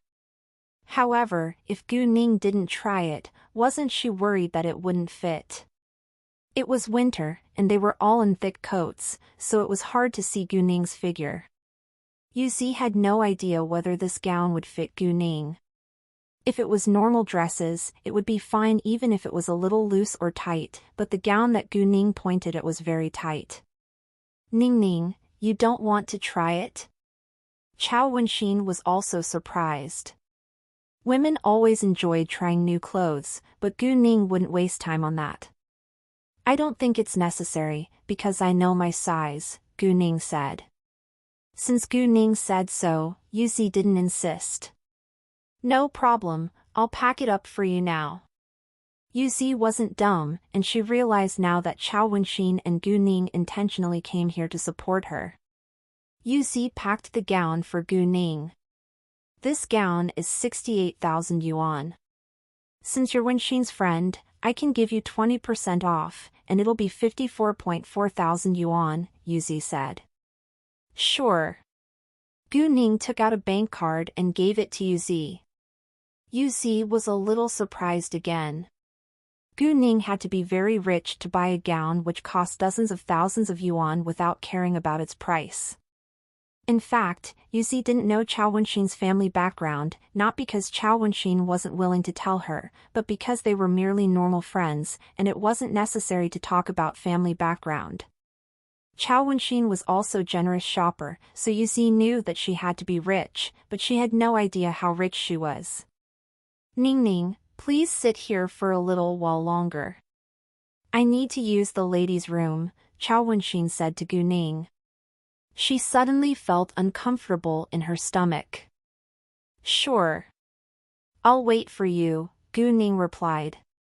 After paying the bill, Yuzi and Gu Ning were chatting in the lounge again.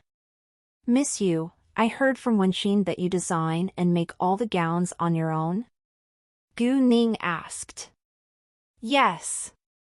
My major in college was clothing design, and I'm extremely interested in gowns," Yuzi said. "I think they're all pretty. Your gowns must be popular." Gu Ning deliberately asked for a reason. Yuzi seemed a little upset, but still smiled. "Not very popular actually. I can only sell 4 to 5 gowns in a month. Deducting the costs, my income is only enough for paying the rent, salaries, and my daily expenses. Gu Ning was Chao Wenxin's friend, so Yuzi was willing to tell her the truth. If it continues like that, will you keep running the store? I like your designs, and I will definitely come back again, Gu Ning said. Well, it's my honor to have your approval. Although I do feel stressed, it's my choice and I'll keep running this store as long as it's profitable till I succeed one day. However, life isn't only about a dream, so I will probably have to change my job if my store can barely stay afloat, Yuzi said. She wasn't stubborn. After a second, Yuzi added, no matter whether this store is open or not, you can contact me whenever you want a gown and I can design and make it for you. Even if she wasn't able to run her own store, she could do it as a part-time job. She would be dumb if she missed the opportunity to make some money. I have an idea which can help you build this brand up. I'm not sure whether it can develop it into a top brand, but it definitely can become a well-known brand. I have confidence. How about you? Gu Ning asked. Really? Yuzi was quite surprised, and her eyes lit up. How? Although Yuzi had some doubts because of Gu Ning's age, she wouldn't jump to conclusions. No matter what, it wasn't a bad thing to hear Gu Ning's idea. Yuzi knew that it cost a lot to advertise and promote a brand, and she lacked enough money. In my opinion, your designs are good, and I also have the intention to be involved in the clothing industry. Therefore, I can invest in your brand if you agree for me to do so, and I'll handle the advertising and promotion of your brand. Meanwhile, you can focus on the design and management of charm while you're still the builder of the brand. All you need to do is to create designs, and I'll give you 20% shares. What do you think? Gu Ning said seriously. Gu Ning was aiming to hire Yuzi. Although it sounded strange to talk about such serious business at the first meeting, Gu Ning was an efficient woman, and she wouldn't waste more time on the deal if she could strike it right now. In addition, it was all to Yuzi's advantage, because there were a lot of people whose major was clothing design, and a lot of them were also talented. It was easy for Gu Ning to hire a famous clothing designer as long as she wanted. However, she chose Yuzi due to her fondness for Yuzi's designs. After she established Fenghua Entertainment, it was unavoidable to use a lot of clothing in advertising, movies, and so on. If she had her own clothing company, it would be much more convenient. There would be more than just one brand in Gu Ning's clothing company. Charm could specifically be the gown brand if Yuzi agreed, and she could manage the brand herself. Other than gowns, Gu Ning planned to develop men's and women's clothing lines, but she didn't need to rush.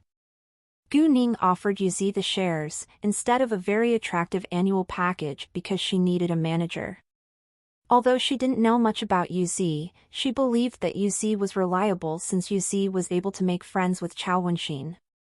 Moreover, Yuzi founded Charm, so Charm was like her own child, and she would definitely be more dedicated to her work than anyone else.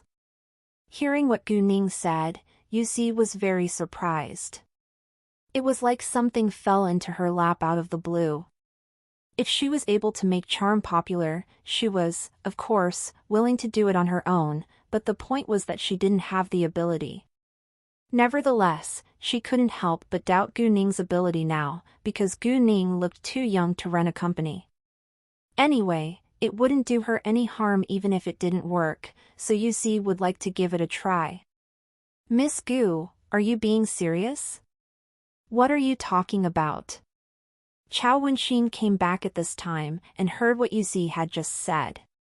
Seeing Yuzi being so serious, Chao Wenxin was curious. Gu Ning then told Chao Wenxin her plan. Chao Wenxin wasn't surprised at all, because Gu Ning was almighty in her heart. No matter what Gu Ning planned to do, she believed that it would be a success. You see, although Ningning is young, she is very successful and I believe in her. Yuzi had already made up her mind to try it, so whether Chao Wenxin persuaded her or not, she would agree. After hearing what Chao Wenxin said, she was more confident. Miss Gu, I'm willing to follow your lead. Seeing that Yuzi wasn't totally confident yet, Gu Ning said seriously, if you choose to follow my lead, you have to trust me and work hard. Never take it casually. Yuzi immediately sat straight and answered. Sure. Very well. As for the contract, we don't need to sign it right away. You can have some time to adjust to it. Within a month, I'm going to open a jewelry store in City B, and we'll put a lot of effort into advertising it. Give me your banking details, and I'll transfer 1,000,000 yuan to you. Make 10 new gowns of high quality, and we'll advertise your gowns along with the jewelry.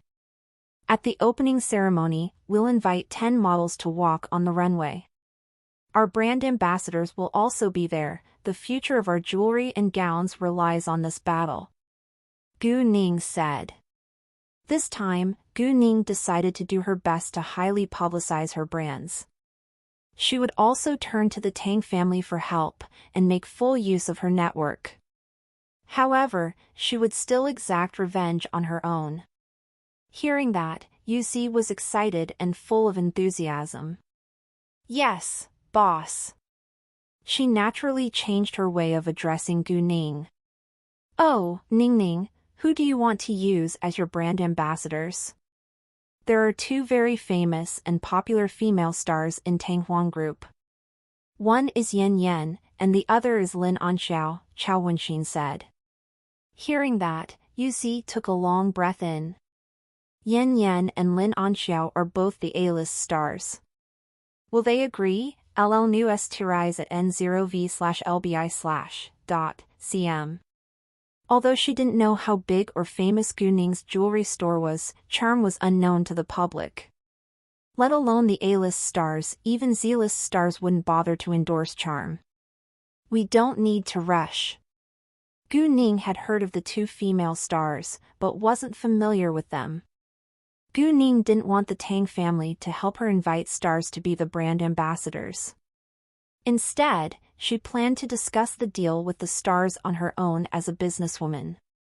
If the stars weren't willing to cooperate with her, she wouldn't sign them. Gu Ning wanted voluntary cooperation. Since Gu Ning said so, Chao Wenxin didn't say anything further. Oh, boss, do you need 10 new designs or we can use what we already have? Yuzi asked. It wasn't easy to make a design, and it was hard to create 10 novel designs within a month. Normally, if the designer failed to have good ideas, he or she would refuse to put bad ideas into practice. Besides, the designer also couldn't make good clothing under great pressure. Gu Ning understood that, so she didn't force Yuzi to do so. I think what you have right now are pretty good. You can make the decision yourself. If you can make new designs, no matter how many they are, use them. As for the rest, just use what you already have. Great! Yuzi relaxed. After that, Gu Ning transferred 1,000,000 yuan to Yuzi's bank account and told her to not limit her creativity. Gu Ning and Chao Wenxin left a while later. Yuzi wanted to invite Gu Ning and Chao Wenxin to have dinner together, but Tang Jiakai called them and invited them to meet his friend, Ouyang Xiyuan, who was the heir of the horse racing field. Tang Jiakai wanted to show off in front of Ouyang Xiyuan, and Gu Ning wouldn't upset him. Ouyang Xihuan is Ouyang Xiyuan's second older brother. Ouyang Xihuan doesn't like running businesses, so he chose to work in the public institution, Chao Wenxin said to Gu Ning. Ouyang Xihuan has an older brother too, whose name is Ouyang Xijia. Ouyang Xijia is 29 years old and he's the one who is managing the Ouyang family's companies. The Ouyang family is also influential in City B, and is ranked 7th on the rich list with around 50 billion yuan in assets they are involved in. Before Chao Wenxin could finish, a female voice interrupted her, Wenxin. Hearing the voice, Chao Wenxin was displeased at once with intense dislike flashing in her eyes. What a bad day! A young woman in her early 20s walked toward them. She looked pretty and cute, but she must have done something unpleasant to make Chao Wenxin dislike her. This young woman must not be as cute as she looked. Wenxin, why can't I get through to your phone recently? Have I done anything that upset you and you're mad at me now? The young woman asked, and acted as if she was innocent. Yes, you did upset me, Chao Wenxin directly said. The young woman didn't expect that Chao Wenxin would say that, and was struck dumb. However, in her memory, she didn't think that she had done anything to upset Chao Wenxin. Wenxin. The young woman looked to Chao Wenxin with doubts. However, before she could say another word, Chao Wenxin interrupted her. Fang Xiaoke, I haven't said it aloud, just because I'm kind and don't want to embarrass you. I haven't answered your calls these past days, so you should know that it's time for you to stay away from me. Stop acting and pretending, which is disgusting. My older brother and I both know what your aim is, and you better keep a distance away from us from now on. Fang Xiaoke was shocked. What? They already know? How is it possible? Wenxin, I think there is a misunderstanding. Fang Xiaoke said and struggled. Misunderstanding? I don't think so. There is nothing wrong with your ambition to marry into a super-rich family, but you're too dumb, so you played with my older brother's feelings. If you were truly as gentle or kind as you've been pretending to be, maybe my older brother would fall in love with you and you could marry into my family. Unfortunately, you're just acting. Chao Wenxin ignored Fang Xiaoke and pulled Gu Ning, walking away. Hearing that, Fang Xiaoke was deeply regretful. She wished that she hadn't played with their feelings. However, if she hadn't been so calculating, she would not have been able to meet Chao Wenjun and Chao Wenxin. When they left, Chao Wenxin complained to Gu Ning. I must have been blind to believe that that woman is truly kind and gentle. She intentionally made friends with me after she knew my family background but pretended that she knew nothing. And then, she acted gentle and sweet in front of my older brother on purpose because that's precisely my older brother's type. If I hadn't accidentally heard her talking to her mother on the phone, I would have been deceived too. She told her mother that she was determined to marry into a super-rich family on my older brother's coattails. I told my older brother later, but he even refused to believe it, so I played the recording. My older brother was heartbroken, but we still decided to keep it between us, and we stayed away from her since then. Although my family doesn't really care about someone's family background, we definitely don't want calculating people. Ning Ning, why are people's emotions so complicated? Did she have to be so calculating to marry into a super-rich family? If someone truly loves you, he or she won't care about your social status or how much money you have. I don't think a romantic relationship can last with someone being calculating, Chao Wenxin said. Indeed, if someone truly loved you, he or she wouldn't care about your social status or how much money you had. When Gu Ning had been together with Leng Xiaoting in the early stage, he was the noble heir of the Leng family, the dominant major general in the military, and there was a huge abyss between them, but he never despised her. And she didn't take a liking to him because of his family background, but because of him. Before long, the two arrived at the appointed place, a 5-star hotel. There was a KTV room in the private rooms of this hotel, so Gu Ning and Chao Wenxin heard loud music and singing when they approached the door. Chao Wenxin pushed the door open, and the noise became louder. Chao Wenxin almost got a headache and kicked the door of the KTV room open. Explore new ovals on nvelbai.com. Everyone inside was surprised and the terrible singing stopped at the same time. There was only loud music left in the room. The 3 men in the KTV room were furious that someone dared to interrupt them. However, when they saw Chao Wenxin coming inside, all of them stayed quiet. It's so loud and terrible, Chao Wenxin said, but they were already used to it, so they weren't mad at all. In addition, they also knew that they were terrible singers. Hey! Wenxin, where is Ning Ning? Tang Jiakai asked as he stood up. When he came to Chao Wenxin, he noticed Gu Ning behind her back. Ning Ning! Hi, Wenxin! The other two boys followed Tang Jiakai walking to them. They were the same age as Tang Jiakai.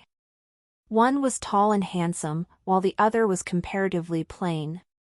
When they saw Gu Ning, they were all excited and showed their admiration towards her. Hi, you must be Gu Ning.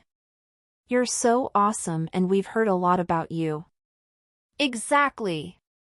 Jiakai told us that you're his younger sister, and we didn't believe it. I've never cheated you. Tang Jiakai retorted, and then he introduced his friends to Gu Ning. Ning Ning, this is the heir of the horse racing field, Ouyang Siyuan. Ouyang Siyuan was the tall, handsome boy. And this is Song Mao Xue. We're best friends, Tang Jiakai introduced the other boy. Nice to meet you. Gu Ning greeted them. Nice to meet you too, they said. Turn the music off right now. It's so noisy, Chao Wenxin said. It indeed was very noisy. Let alone Chao Wenxin, even Gu Ning couldn't stand it. Fine, fine. Song Mao Xue went to turn the music off. Once the music stopped, everyone felt at ease. Come on, let's go sit around the table. Ouyang Siyuan said, and they went to the table together. Wenxin, Gu Ning, please order whatever you like. Ouyang Siyuan gave 2 menus to Gu Ning and Chao Wenxin. Ning Ning, we're all friends so order whatever you want, Chao Wenxin said to Gu Ning. Gu Ning then didn't hesitate to order several of her favorite dishes. After they all finished ordering, a waiter took the menus and walked out. Once the waiter left, Ouyang Siyuan and Song Mao Xue asked Gu Ning with curiosity, Gu Ning, you're so good at Kung Fu. Do you have a Kung Fu master as your master? Exactly. Or have you been trained in the military like Wenxin? That's her privacy, so don't ask further. Tang Jiakai interrupted them and gave them a knowing glance. He was worried that Gu Ning would feel sad to bring her master up. Ouyang Siyuan and Song Mao Xue normally loved to make fun of their friends, but they were also sensitive. Therefore, once Tang Jiakai gave them a hint to change the topic, they immediately changed their question. Gu Ning, do you really know how to play horse betting, or were you just lucky? In fact, Gu Ning didn't mind their last question, but since Tang Jiakai stopped them, she would also ignore it. I was just lucky, Gu Ning said. What? They were all shocked. Her luck was unbelievable. You could win so much money just by luck? That's amazing! Song Mao Xue said. Well, what can I say? I'm always lucky. Gu Ning smiled. Chao Wenxin and Tang Jiakai had witnessed Gu Ning's incredible luck with their own eyes, so they believed Gu Ning's explanation. After a while, the dishes were on the table and the waiter poured glasses of red wine for them. Song Mao Xue raised his glass and said to them, Let's have a toast. Happy New Year! Glasses clinked against each other in the air in celebration. In the middle of the meal, Gu Ning's phone rang and the caller was Pan Zirwei. Hi. Gu Ning answered his call. Read latest chapters at no.vel bin/.c/o/m only. Boss, help! Are you still in City B? We're being chased and beaten by Zhao Congling's group, and they all have wooden sticks. Pan Zirwei breathed hard.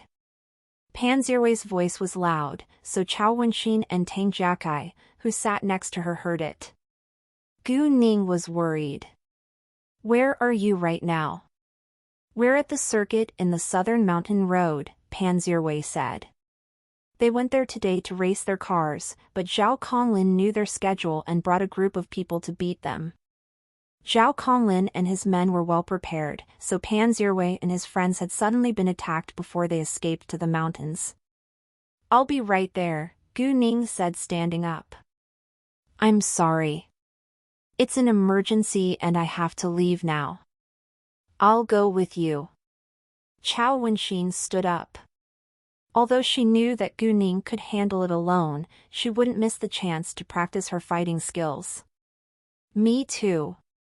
Tang Jiakai stood up too. He didn't like fighting, but wanted to help Gu Ning. "What happened?" "We can go with you." Ouyang Xiyuan and Song Maoxue also stood up. Even though they had no idea what had happened, they were willing to help. "Do you fight?" Gu Ning looked to Ouyang Xiyuan and Song Maoxue. "Of course we do," they said, and realized that Gu Ning had to go fight with someone. "Great. Let's go now," Gu Ning said, and ran outside at once, followed by them. The Tang family owned this hotel, so there was no need for them to pay the bill. When they got to the parking lot, Gu Ning told them to get in Chao Wenxin's car, and Gu Ning got straight in the driver's seat. "Wear the seat belts.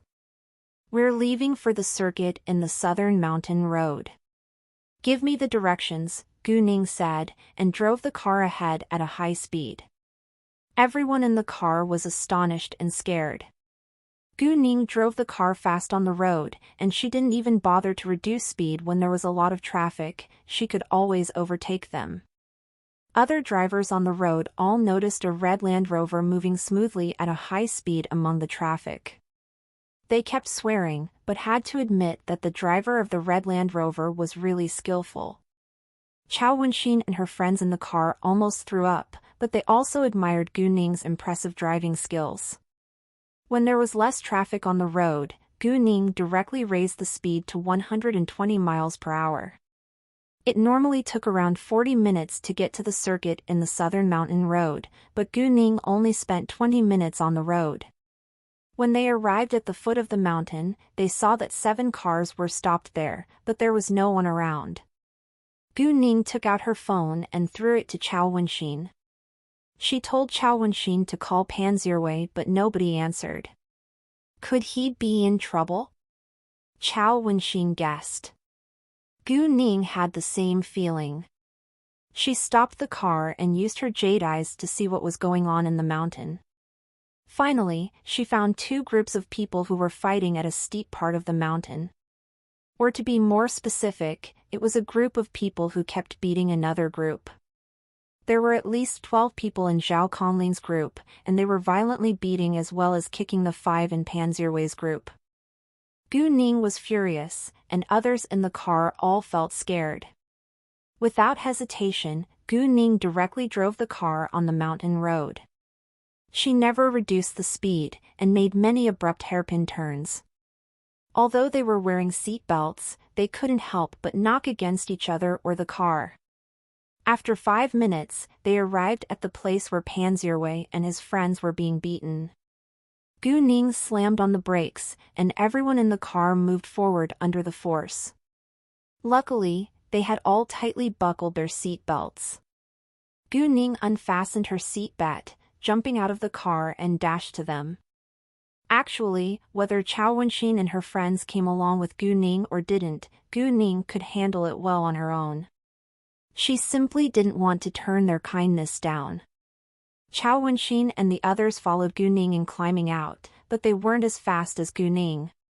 Zhao Conglin's group was in the woods, so they didn't hear the sound of the car outside. And none of them noticed that people had come until Gu Ning kicked 2 men. It's you! Zhao Conglin was shocked, and he was afraid of Gu Ning. Be boss. Pan Zhiwei was already beaten black and blue on the ground, but he was excited to see Gu Ning coming to rescue him. How dare you beat my people? Gu Ning was furious, and kicked the nearest man away. The man hit a tree and broke some of his ribs. Everyone, she is the target. Zhao Conglin gave the order at once. Pan Zhiwei's group was already beaten down, and had no ability to fight back. At this time, Tang Jiakai and his friends arrived. Seeing that Gu Ning easily kicked a tall man away, they were all astonished. However, when Zhao Konglin saw Tang Jiakai's group, he was frightened. Why are they here? Pan Zhiwei's group was also quite surprised to see that Gu Ning came with Tang Jiakai and his friends. Zhao Konglin was also from a rich family in City B, but his family was barely comparable to Tang Jiakai's and his friends' families. Therefore, the last thing he wanted to do was to annoy them. Tang Jiakai and his friends joined the fight at once. It wasn't easy for Tang Jiakai and his friends to fight against another group with empty hands. They weren't as powerful as Gu Ning after all, so they grabbed the wooden sticks away from Zhao Konglin's group first and then started hitting them with the sticks. Although Zhao Konglin's group was also good at fighting, they were hardly opponents when facing Tang Jiakai and his friends who had received professional training. And once Tang Jiakai and his friends grabbed the wooden sticks, Zhao Konglin's group was being beaten the entire time. Within 10 minutes, they were all beaten down on the ground. After that, Gu Ning took out 5 porcelain bottles and gave them to Tang Jiakai. Tell Pan Zhiwei and his friends to take the pills in the bottles. Tang Jiakai took the porcelain bottles, walking towards Pan Zhiwei's group, and Gu Ning also walked to Zhao Konglin who was lying on the ground. Zhao Konglin was trembling in horror at seeing Gu Ning walking to him and begged, "Ple, please let me go. I won't do it again. If it ever happens again, I promise to beat you till you are paralyzed forever," Gu Ning said coldly. Although Pan Zhiwei was badly injured, they were also beaten down on the ground, so Gu Ning wouldn't punish them anymore. She couldn't kill them anyway, and it was enough to teach them a lesson. Sure. It won't happen again. Zhao Konglin was truly terrified this time, partly because of Gu Ning and partly because of Tang Jiakai and his friends. Obviously, they stood on Pan Zhiwei's side. If he dared to cause Pan Zhiwei trouble again, he would be acting against Tang Jiakai and his friends. Zhao Konglin definitely didn't dare to annoy any of the Tang family, the Chao family, the Ouyang family or the Song family. At the same time, get the latest chapters on n/velbin.com. Hi, Lord Jiakai. Pan Zhiwei and his friends greeted Tang Jiakai with great respect. Although Pan Zhiwei was always arrogant, he knew the rules and only bullied the people who were from families that were just as rich as his, or those who were poorer than him. You really had a stroke of luck and met my younger sister. We were in the middle of dinner, but we drove directly here to save your life, Tang Jiakai said with disdain. He had a terrible impression of Pan Zhiwei. If it hadn't been for Gu Ning, he wouldn't have agreed to rescue him. Pan Zhiwei felt ashamed, but Gu Ning was the only person he could think of when he was in danger. Wait, boss is Tang Jiakai's younger sister?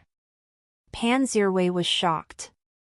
He, of course, knew that they weren't biological brother and sister because they had different family names. Even so, if Gu Ning was a relative of the Tang family, she had to be influential too. Take this. Ning told me to give this medicine to you. Tang Jiakai threw the bottles to Pan Zhiwei's group, then turned back, walking to Gu Ning and his friends. Pan Zhiwei and his friends took the medicine without delay or asking the reason. The pill immediately melted in their mouths. Within a minute, they quickly got their energy back, and their pain was greatly relieved. Before long, they were able to get back on their feet again. Boss, what medicine is this? It's so unbelievable. Pan Zhiwei jumped in front of Gu Ning and asked with curiosity. Magical medicine. Gu Ning gave him a perfunctory answer. Pan Zhiwei didn't care, and trusted Gu Ning. Thank you so much, Miss Gu, Pan Zhiwei's friend said to Gu Ning. You're welcome, Gu Ning said. All right, let's go. Before they left, Pan Zhiwei and his friends beat Zhao Konglin's group again to vent their anger. They naturally knew that they couldn't kill them, so they soon stopped. Boss, I heard from Lord Jiakai that you were in the middle of dinner when I called you. In order to thank you as well as apologize, no matter what do you want to have now, I'll pay the bill, Pan Zirwei said to please Gu Ning. Seafood, Gu Ning said without hesitation. Afterwards, they went to the biggest seafood restaurant in City B. When they were gone, Zhao Konglin took out his phone and called the ambulance. Because of Gu Ning's warning, Zhao Konglin didn't even dare to tell his family, because his family wouldn't get revenge on them but would instead blame his stupid behavior. In that case, he could be sent abroad or locked at home, which was dreadfully terrible. In the CEO's office of Tanghuang Group, Tang Yunfan was working, but he couldn't help thinking about Gu Ning. Was it possible that Gu Ning was his daughter? What if she was? What should he do then? He was so used to being alone, and had no idea how to handle the relationship if he suddenly had a daughter and the mother of his daughter. Therefore, he was uncertain about it. After a short while, Quan Mingkai walked in with a file. He walked to Tang Yunfan and gave him the file. Boss, here are the latest materials we have from the investigation. Tang Yunfan immediately opened the file. On the top of the documents were Gu Ning's and Gu Man's photos. When Tang Yunfan's sight fell on Gu Man's photo, his body stiffened for a second. He suddenly felt a strange excitement, but didn't know why. Thinking about it, Tang Yunfan was in great pain. Although his head didn't ache anymore after taking Gu Ning's medicine, he still felt uncomfortable. Quan Mingkai was a little scared, and stopped Tang Yunfan. Boss, calm down for a second, and don't force yourself to think about it right now. Hearing Quan Mingkai's voice, Tang Yunfan gradually went back to normal. He put the photos aside first, and read the documents. Gu Man, female, 39 years old, lives in City F. She went to college in City D at age 20, but got pregnant before marriage, so she quit school. During the last 18 years, she was humiliated and despised by her family. She worked in a factory to support her daughter. 4 months ago, she fell from the stairs and passed out, and quit her job later. Now she is the boss of a beauty salon. Gu Ning, female, 18 years old, lives in City F. She's a senior student studying in the No. 3 high school in City F. She has been self-abased, weak, bad at studying, and was in a car accident 4 months ago. After she woke up, she suddenly became brave, confident and good at studying. After a short time, she became the boss of Jade Beauty Jewelry. It is said that she made the money by stone gambling. Many important figures in City G attended the opening ceremony of Jade Beauty Jewelry. As for stone gambling, the Tang family already knew about it, so he wasn't surprised. Even though he was curious about how Gu Ning was able to make so much money by stone gambling, it was hard to find that out. All in all, the changes began from 4 months ago. They didn't get much useful information, because they had just done a basic investigation.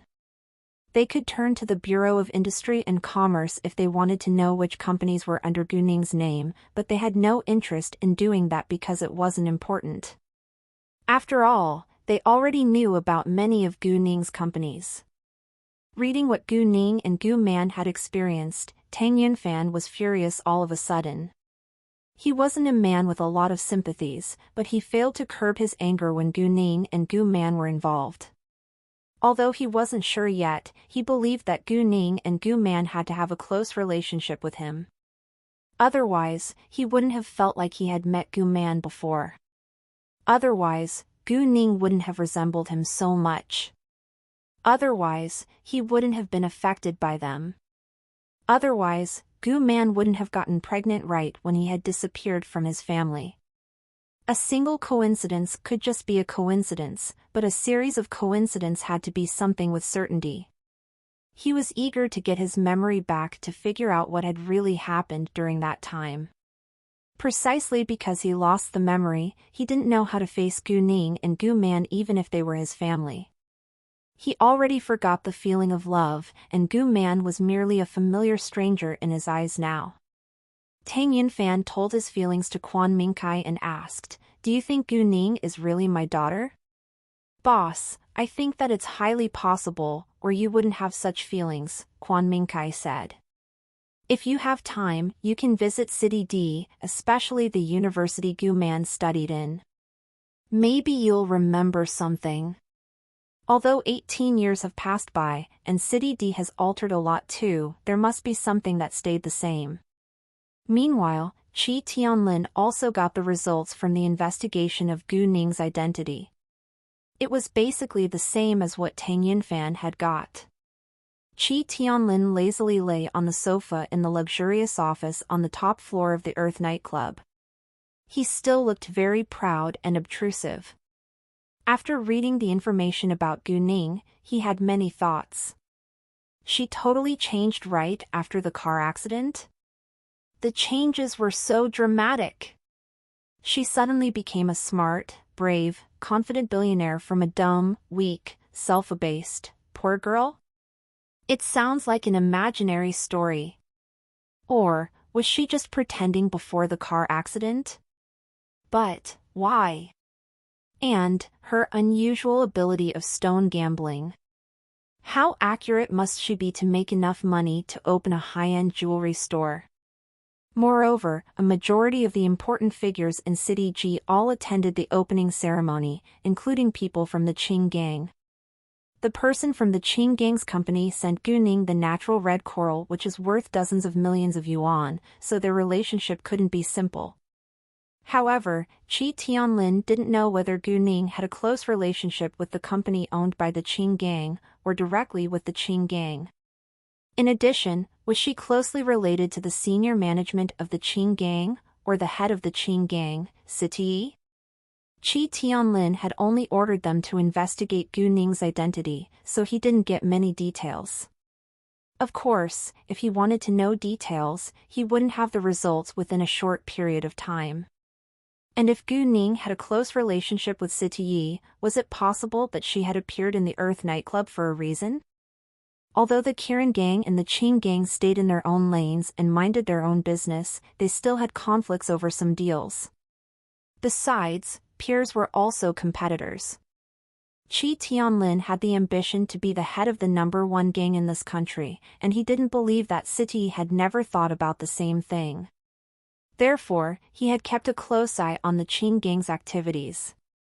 If the Qing gang was going to unseat him, he would be prepared. Find out the relationship between Gu Ning and the Qing gang, Qi Tianlin gave an order again.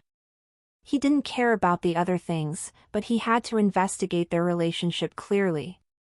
If Gu Ning was helping the Qing gang, he would.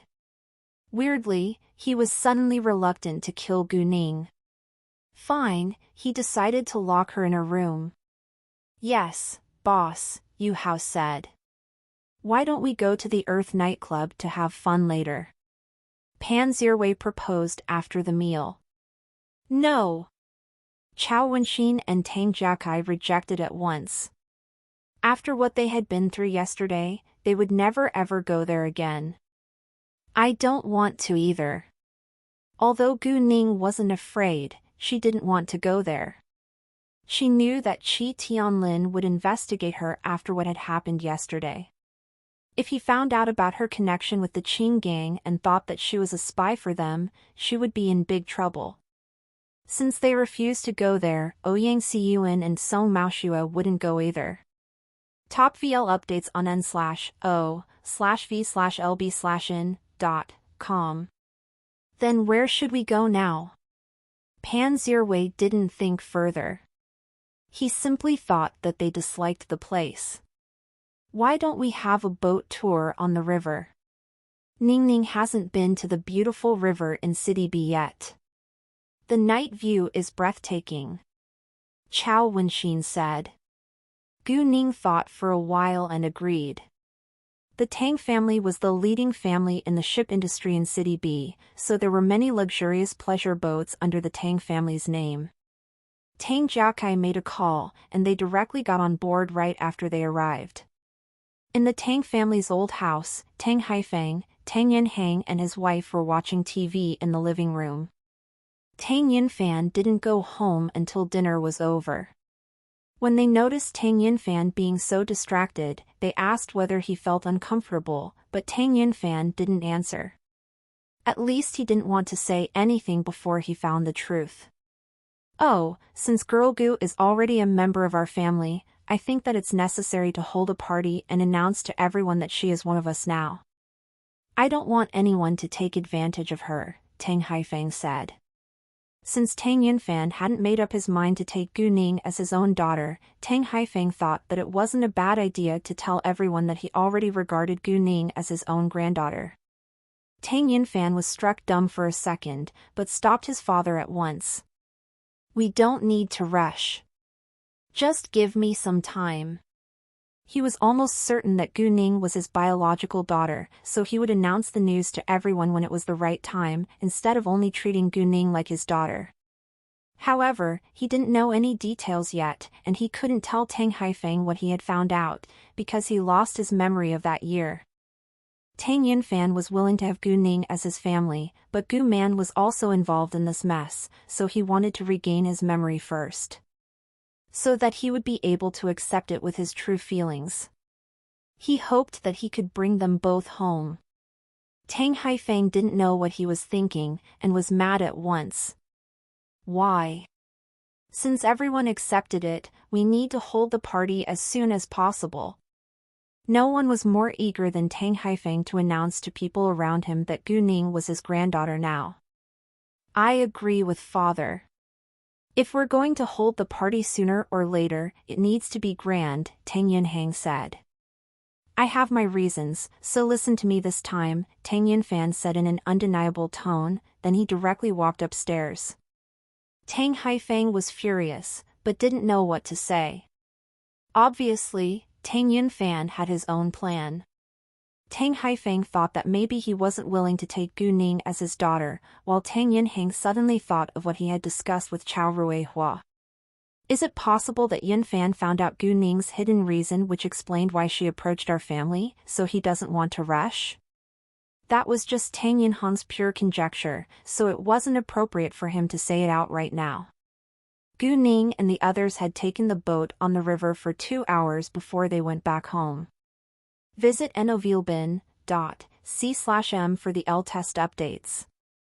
When they were home, Gu Ning and Chao Wenxin immediately booked plane tickets to the capital for the next morning. They would fly to the capital around 8:10 a.m. and would arrive there around 10:30 a.m. Gu Ning planned to have lunch downtown before she went to deal with her own business. After booking plane tickets, Chao Wenxin went back to her house, and Gu Ning talked with Leng Xiaoting on the phone for at least an hour. Gu Ning told Leng Xiaoting that she would fly to the capital along with Chao Wenxin, but she didn't tell him that she was going to introduce Su Jinchen to Chao Wenxin. Instead, she asked whether Su Jinchen and Su Qining were free, so that they could dine together. Leng Xiaoting didn't think further and agreed with alacrity. Gu Ning then told Leng Xiaoting the time that she would arrive at the capital. The Huangdang Hotel was also in the capital, and Chao Wenxin had her own black card, so she would stay in her family's hotel. After hanging up the call with Leng Xiaoting, it was around 11 p.m. Gu Ning opened her WeChat and checked their WeChat group. Her friends all knew that she was busy, so they mentioned at her and reminded her to take care of herself. Ever since they had attended Su Anya's birthday party last time, Su Anya joined their WeChat group. Except Gu Ning, who was always absent, the rest of the people were busy chatting and making fun of each other. And although Gu Ning barely showed up, her friends never forgot her. Gu Ning was their boss after all. Without her, they couldn't maintain such a friendly relationship. Once Gu Ning appeared, everyone was excited.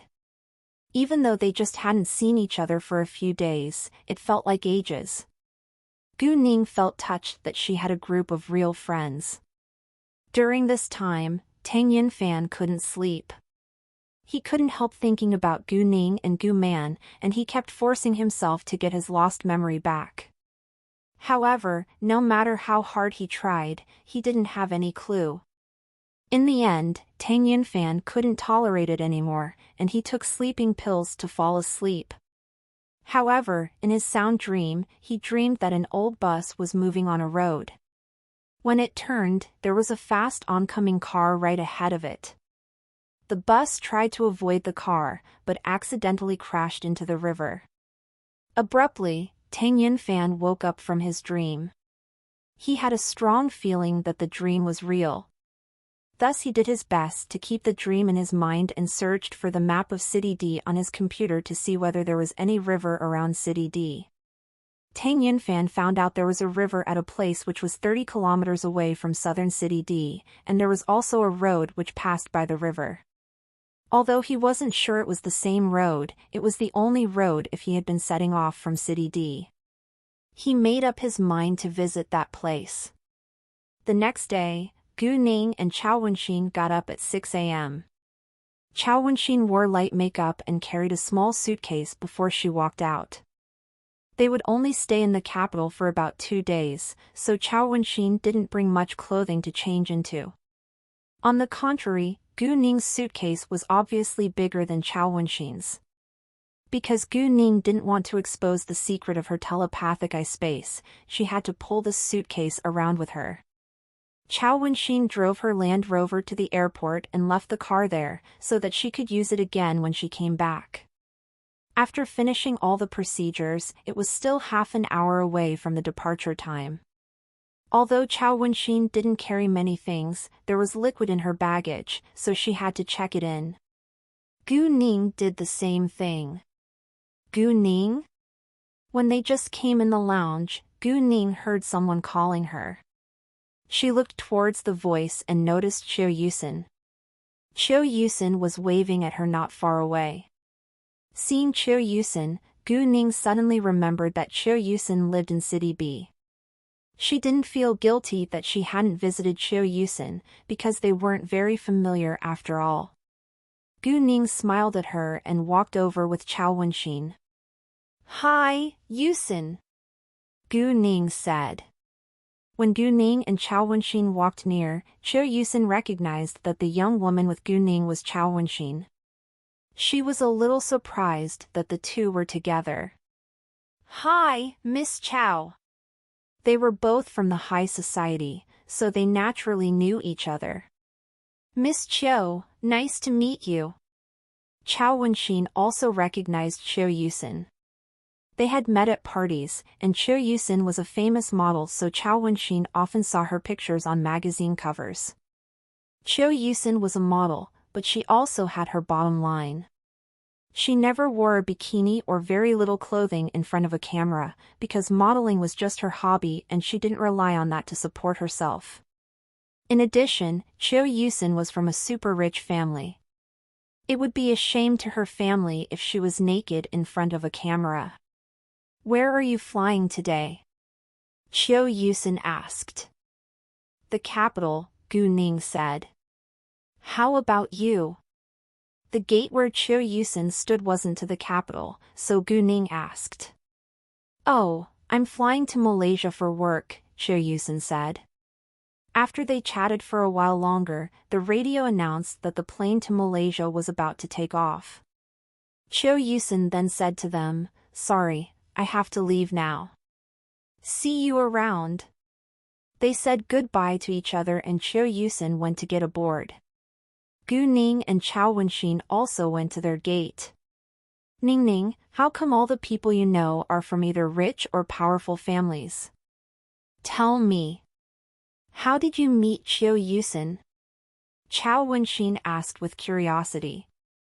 "She's the best friend of the younger cousin of my boyfriend's close friend."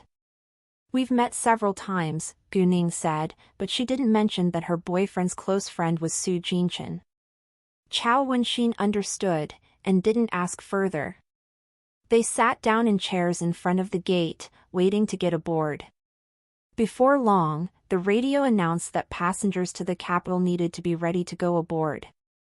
However, right at that moment, someone exclaimed, "Jesus!" A woman fainted. Gu Ning and Chao Wenxin immediately turned back. The woman who passed out was waiting at the same gate as them, and she wasn't far behind them.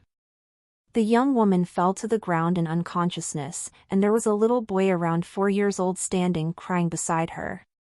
People surrounded them at once, but none of them went to help the young woman get back to her feet. Nobody knew whether they should move her or not, because it seemed dangerous, so people were all waiting for the workers at the airport to come. Gu Ning, on the other hand, ran straight to the young woman, followed by Chao Wenxin. "Please move. Give her some fresh air." Gu Ning raised her voice and said to the onlookers. People began to move back. However, when Gu Ning squatted at the young woman's side, someone said, "Miss, don't move her body. It can be dangerous." It was understandable that nobody dared to help the young woman, because they weren't doctors. Gu Ning didn't care. She took out a small porcelain bottle from her backpack and poured the power crystal out. When Gu Ning was about to put the pill into the young woman's mouth, a male and 2 female workers from the airport arrived and stopped her. The leading female worker snapped at Gu Ning, "Stop it. What are you doing? What if she dies? Can you bear the result?" Saying that, she came to push Gu Ning away. Gu Ning avoided her but failed to put the pill into the young woman's mouth. "If she dies, I'll bear the result," Chao Wenxin said, because she totally trusted Gu Ning. Another female worker looked at Chao Wenxin. Seeing that Chao Wenxin was very pretty, she felt jealous and suddenly became rude. "You? Who do you think you are? What a joke! Then can you bear the result if she dies at this airport?" Gu Ning coldly stared at them when they stood in her way. "Why should we take the responsibility? We didn't cause her to pass out." A female worker retorted impolitely. "Because you stopped me from rescuing her," Gu Ning said. Upstadt from N0/V/LB/.co/M. Rescuing her? Judging by your age, I bet you are just a student.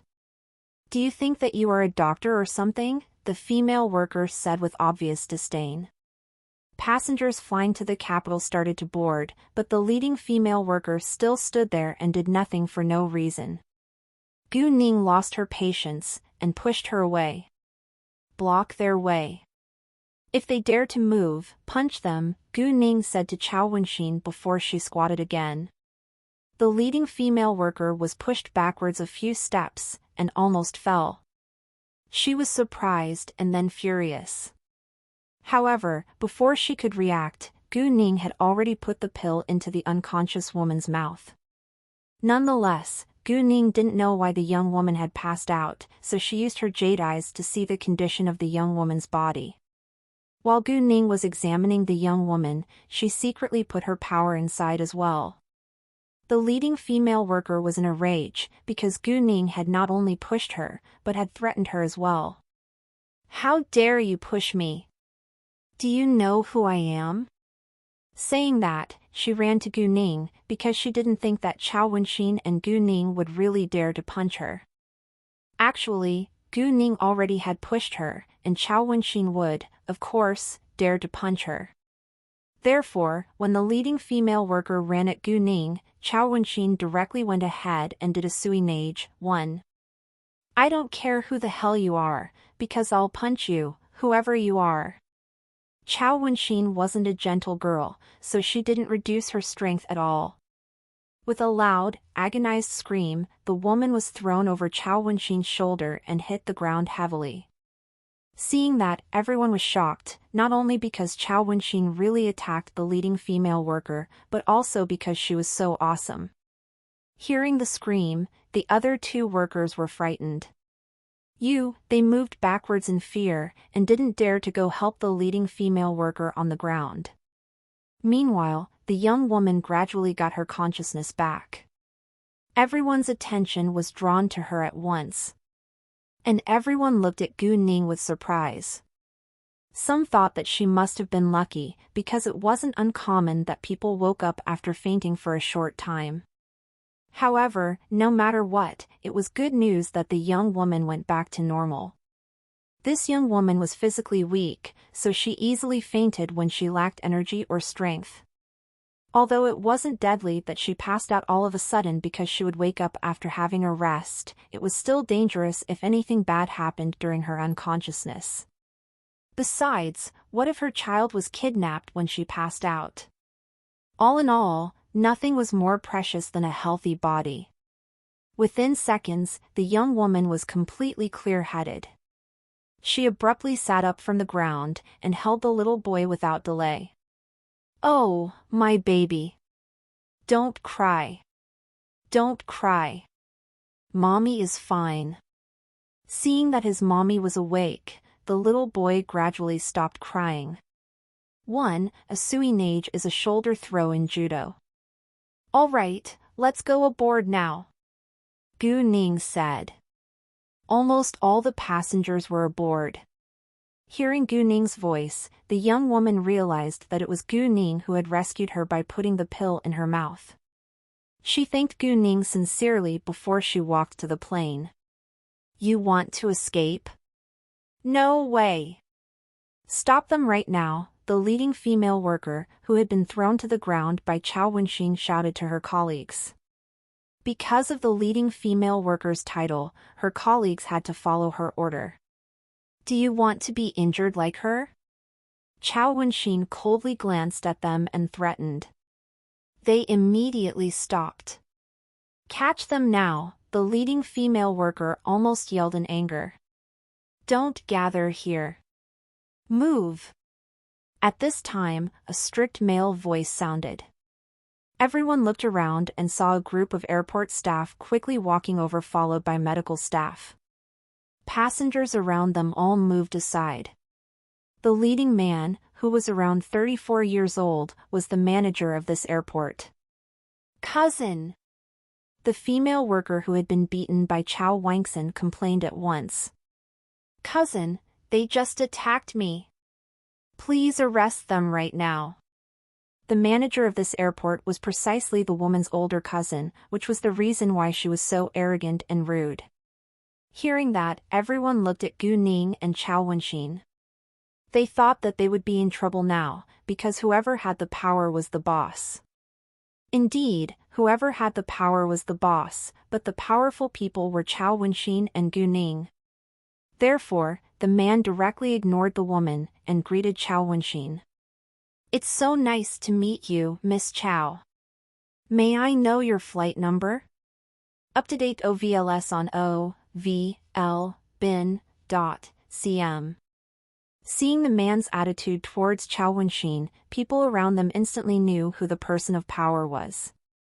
"It's this one, but all the passengers are aboard now." Chao Wenxin gave the gate a glance. "Please allow me to walk you to the gate," the man said, and made a hand gesture to invite Chao Wenxin to get aboard. He didn't bother to ask what had happened. He didn't care about his so-called younger cousin at all, as long as Chao Wenxin was fine. "Cousin!"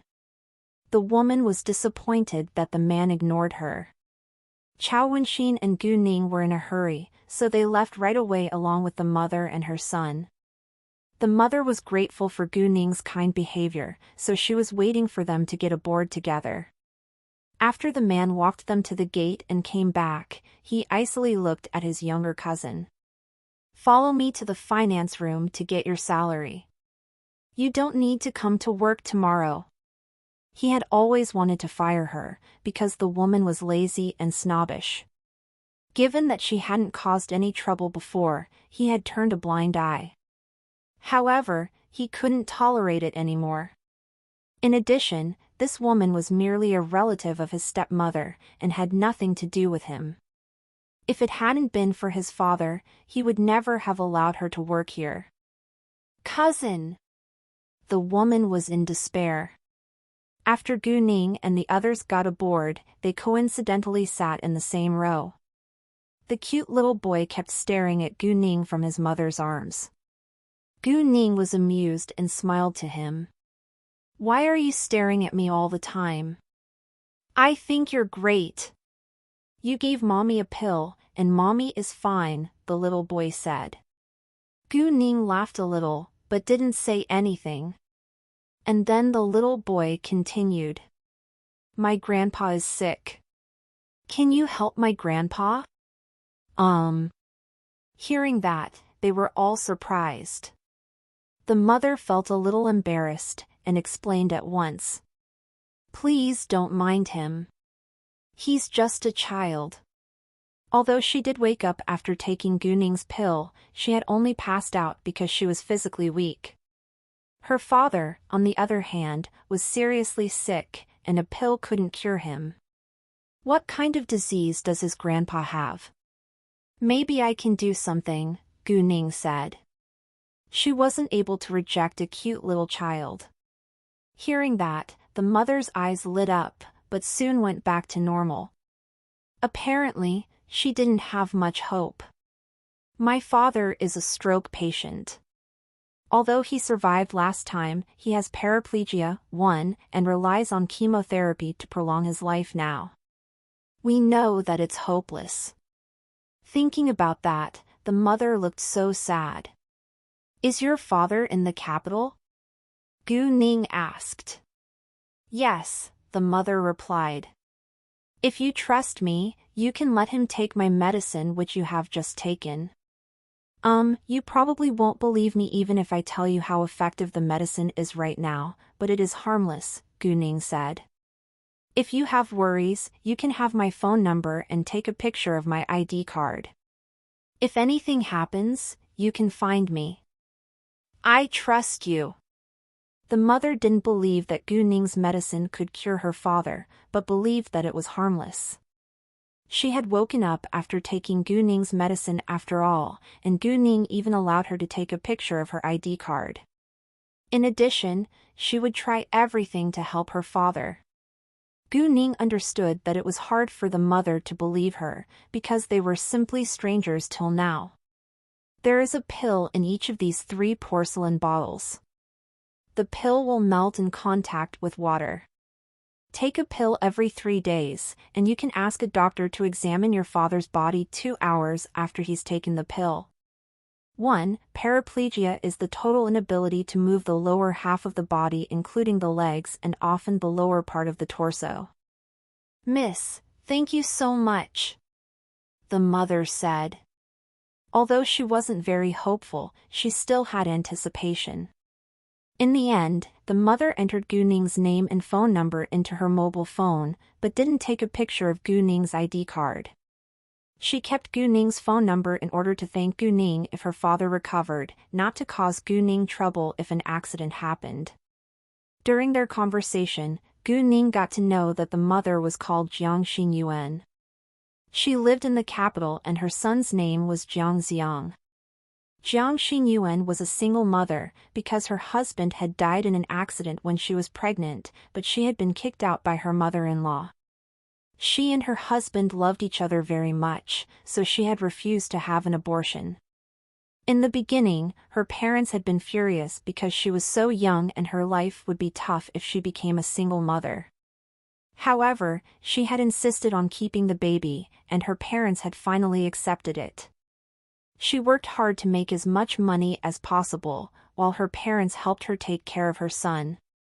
Although her family wasn't poor, her parents were both teachers with retirement pay and her monthly salary barely exceeded 10,000 yuan, they could barely afford her father's high administration fee. She had flown to City B to meet her older brother and his wife. She had wanted to borrow some money from them, but they had refused to meet her. Her older brother and his wife had been mad at her ever since she had insisted on giving birth to her child after her husband died.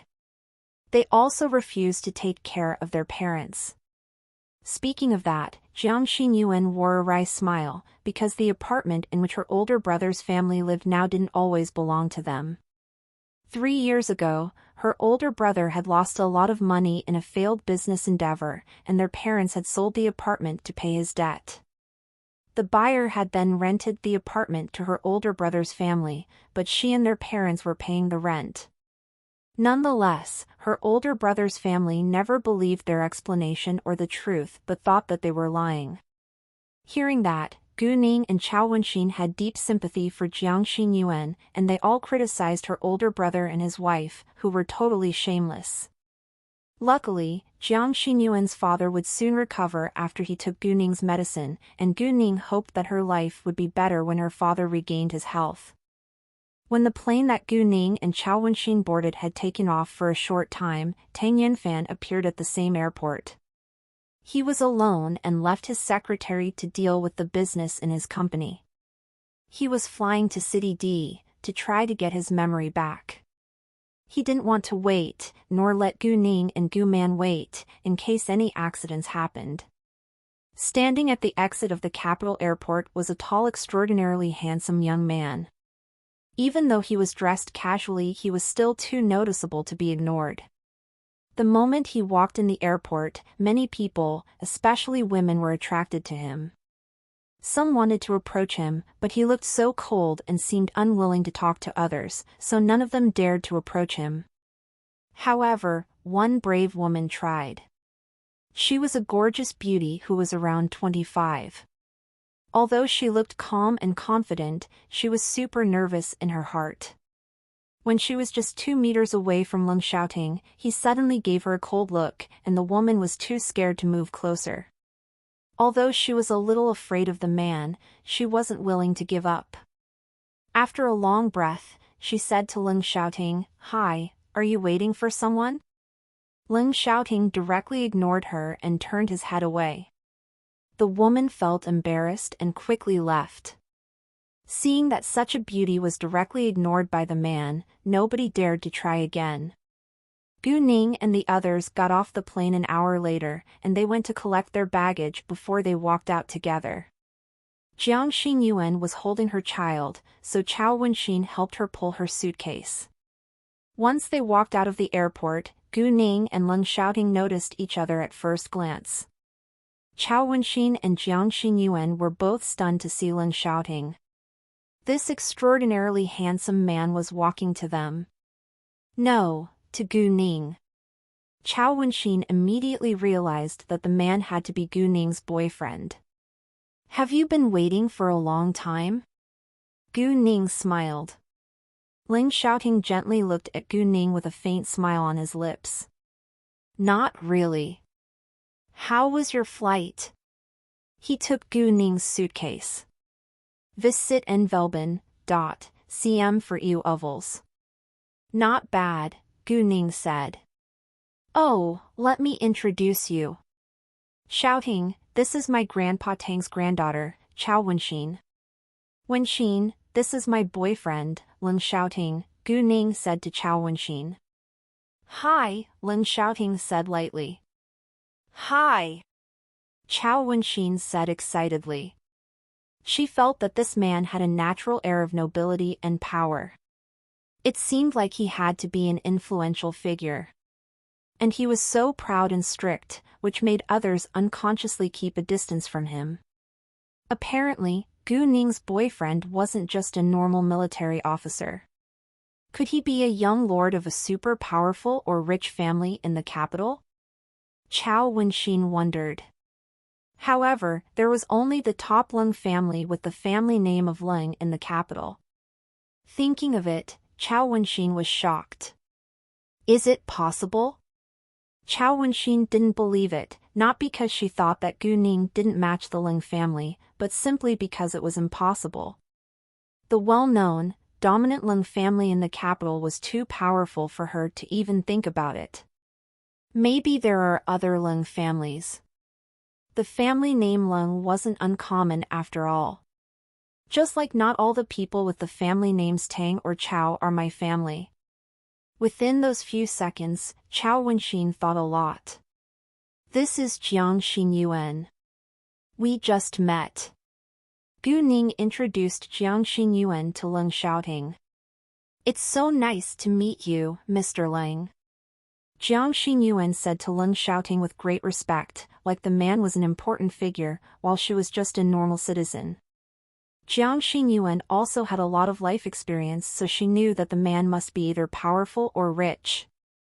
Ling Xiaoting greeted her too. Miss Jiang, please let me send you to the hospital, Gu Ning said. Oh no, thanks. I can take a taxi myself, Jiang Xinyuan said.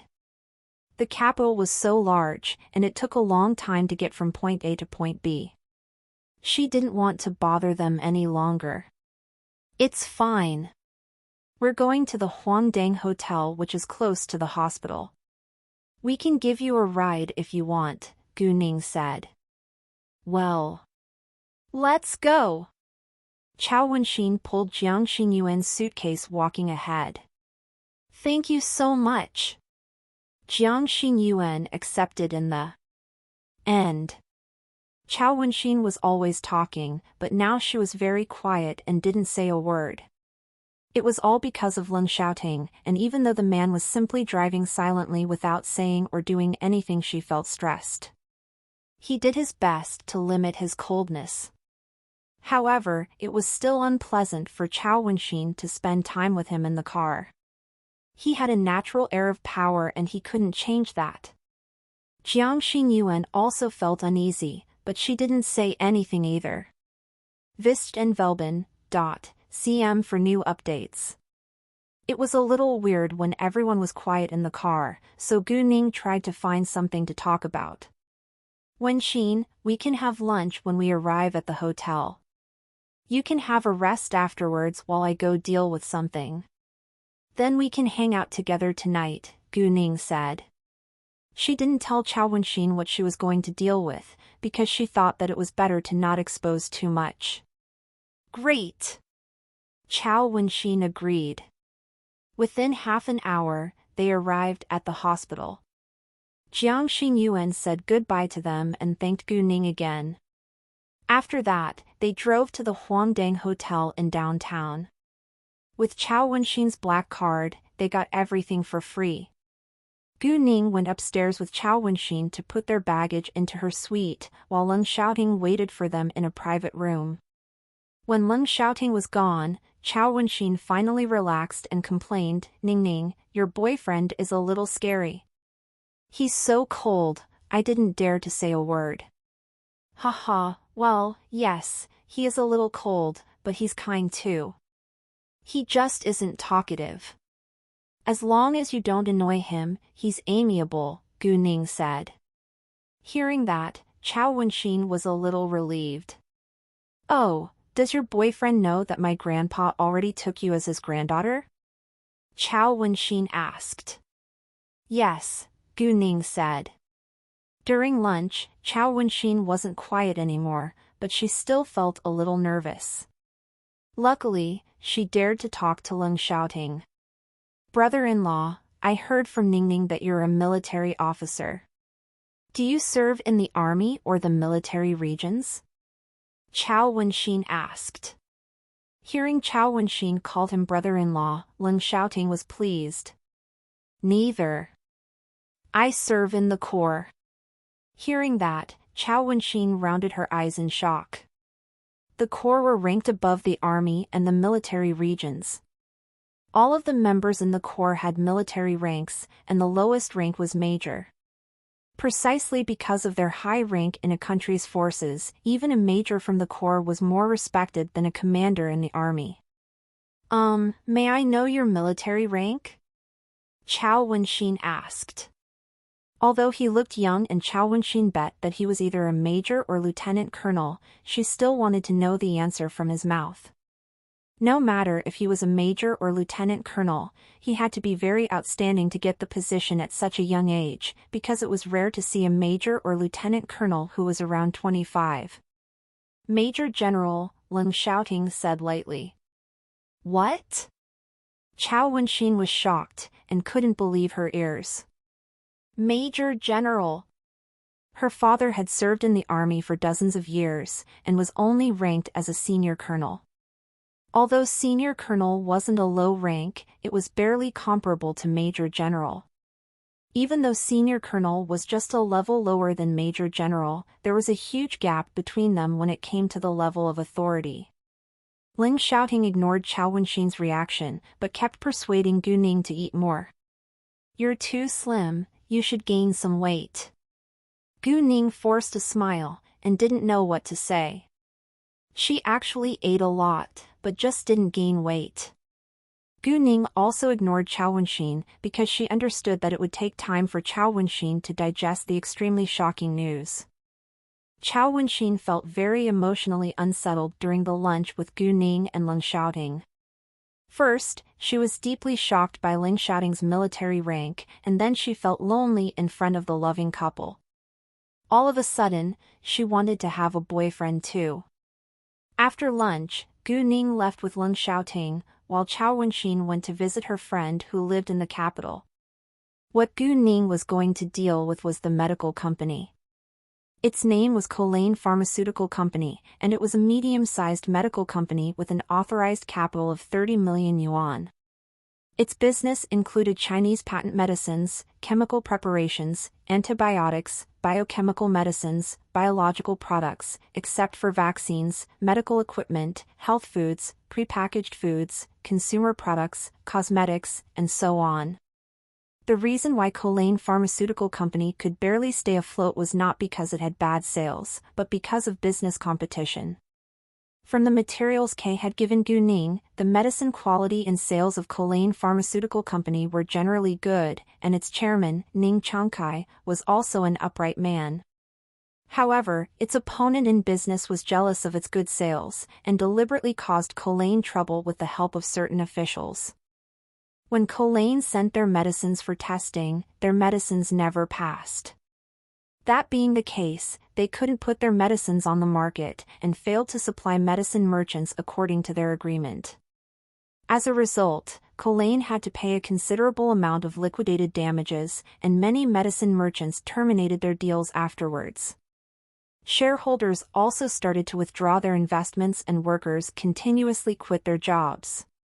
So now, Colane Pharmaceutical Company was amid a crisis. Colane Pharmaceutical Company had been established for only 8 years and didn't have much support in the government, so it was very difficult for it to fight back. Since its opponent didn't stop, it could only go bankrupt. If the company went bankrupt, its chairman would have to pay a huge debt. Therefore, its chairman decided to sell it before the tragedy happened. However, it wasn't easy to sell unless someone who had a powerful network was willing to take it over. After reading the materials, Gu Ning called Ning Changkai at once and told him that she wanted to acquire his company. Although Colane Pharmaceutical Company was just a medium-sized company, it had a great location. The company covered around 3,000 square meters in all. Its floor area was 2,000 square meters, including 8 office buildings, a 6-story staff dormitory, and a 5-story factory. The other 1,000 square meters consisted of parking lots and plants. When Gu Ning and Ling Xiaoting arrived, Ning Changkai's secretary was waiting for them in the hall. Once they appeared, the secretary guided them to the chairman's office upstairs. The moment that Gu Ning and Ling Xiaoting stepped into an elevator, the 2 girls working at the reception burst into discussion. Jesus! The man is so handsome. Indeed! He's even more handsome than those male stars. However, he looks cold and stayed aloof. It's called the air of nobility. The girl with him is also gorgeous. I wonder what their relationship is. A couple, I think. They match each other very well. I think they're boss and secretary. Are they going to take over our company? Speaking of that, the 2 girls looked sad. They didn't quit yet because they had worked in this company for a long time and felt reluctant to leave. Besides, it was hard to find a new job now. Although the company could barely stay afloat, they were still paid after all. CHCK for US to rise on no/v/l/bin.c0m. The secretary guided Gu Ning and Ling Xiaoting to the 8th floor and directly walked into the chairman's office. Ning Changkai was around 40 years old and had a medium build. He had a plain face, but was relatively tall. When Ning Changkai saw Gu Ning and Leng Xiaoting, he was surprised, not because of their beautiful appearance, but because they were so young. However, it was not uncommon that the young heirs and heiresses began to manage their family businesses right after graduation, so Ning Changkai accepted it at once. "Please come on in and have a seat." Although Gu Ning was the girl who had called him, Ning Changkai didn't think that she was the boss but believed that she was Leng Xiaoting's secretary. The secretary poured 2 cups of tea for Gu Ning and Leng Xiaoting before giving them the materials they had already prepared. "These are the materials about Colane Pharmaceutical Company. Please read them first." Although Gu Ning already knew about the troubles that Colane had, she still pretended to read the material. Colane rented this place to run the company, so it didn't cost much to acquire it. "To be honest with you, someone is deliberately preventing our medicines from passing the drug control, so we can't put them on the market. That's the source of all the problems Colane has right now. I'm more than happy that you're willing to acquire Colane, but I still have to remind you that you must have the ability to pass the drug control," Ning Changkai said seriously. Even though he was eager to sell his company, he didn't want to trap others. Hearing that, Gu Ning smiled. It seemed like Ning Changkai was indeed an upright man. "Mr. Ning, don't worry. We've thoroughly investigated that." Hearing that, Ning Changkai was relieved. However, Gu Ning added, "Mr. Ning, I have a proposal, and I bet that you will be very interested in it." "What is it?" Ning Changkai asked with curiosity.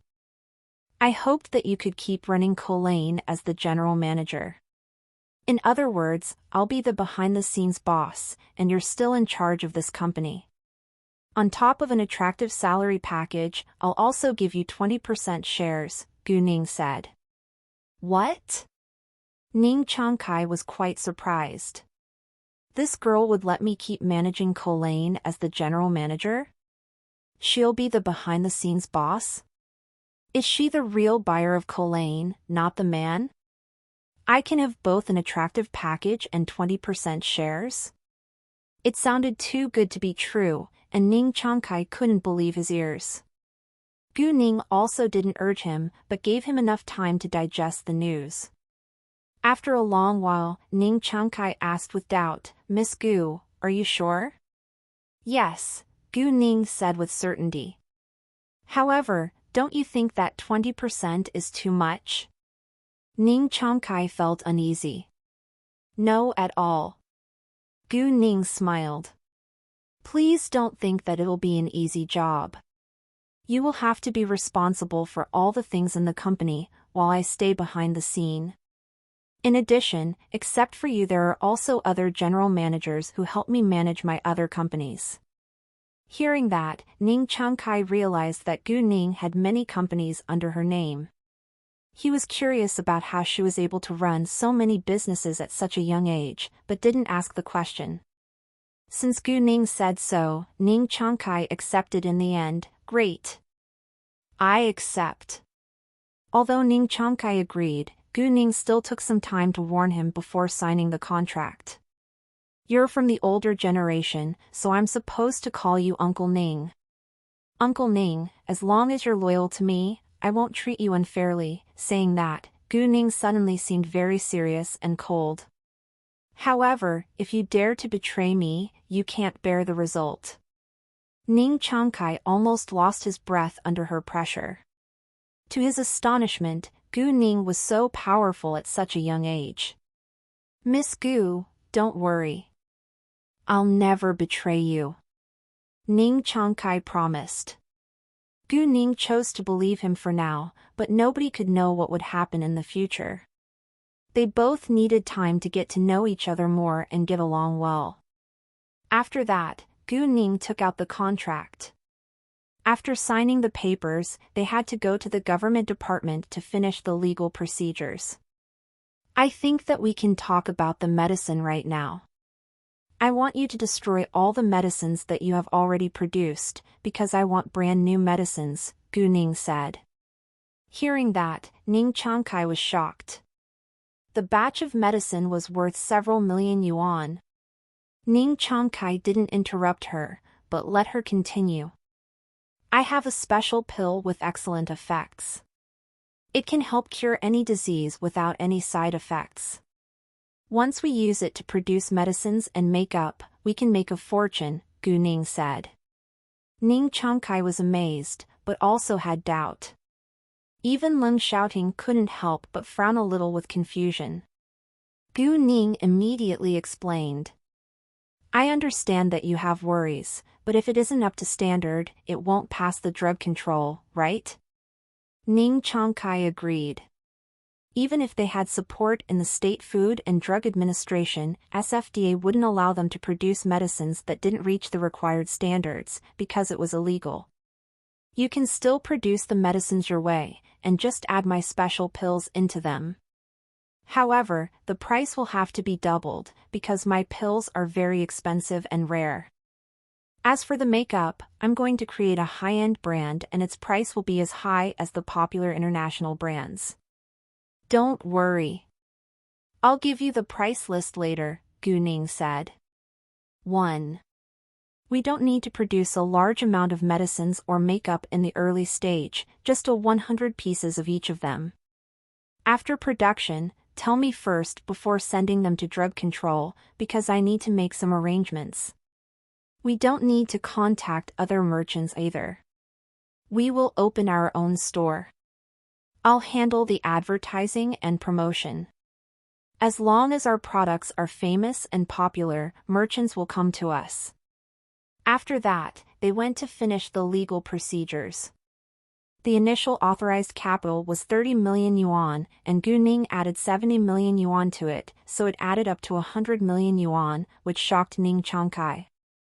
When they finished the legal procedures, Gu Ning gave Ning Changkai a bank card with 10 million yuan in it.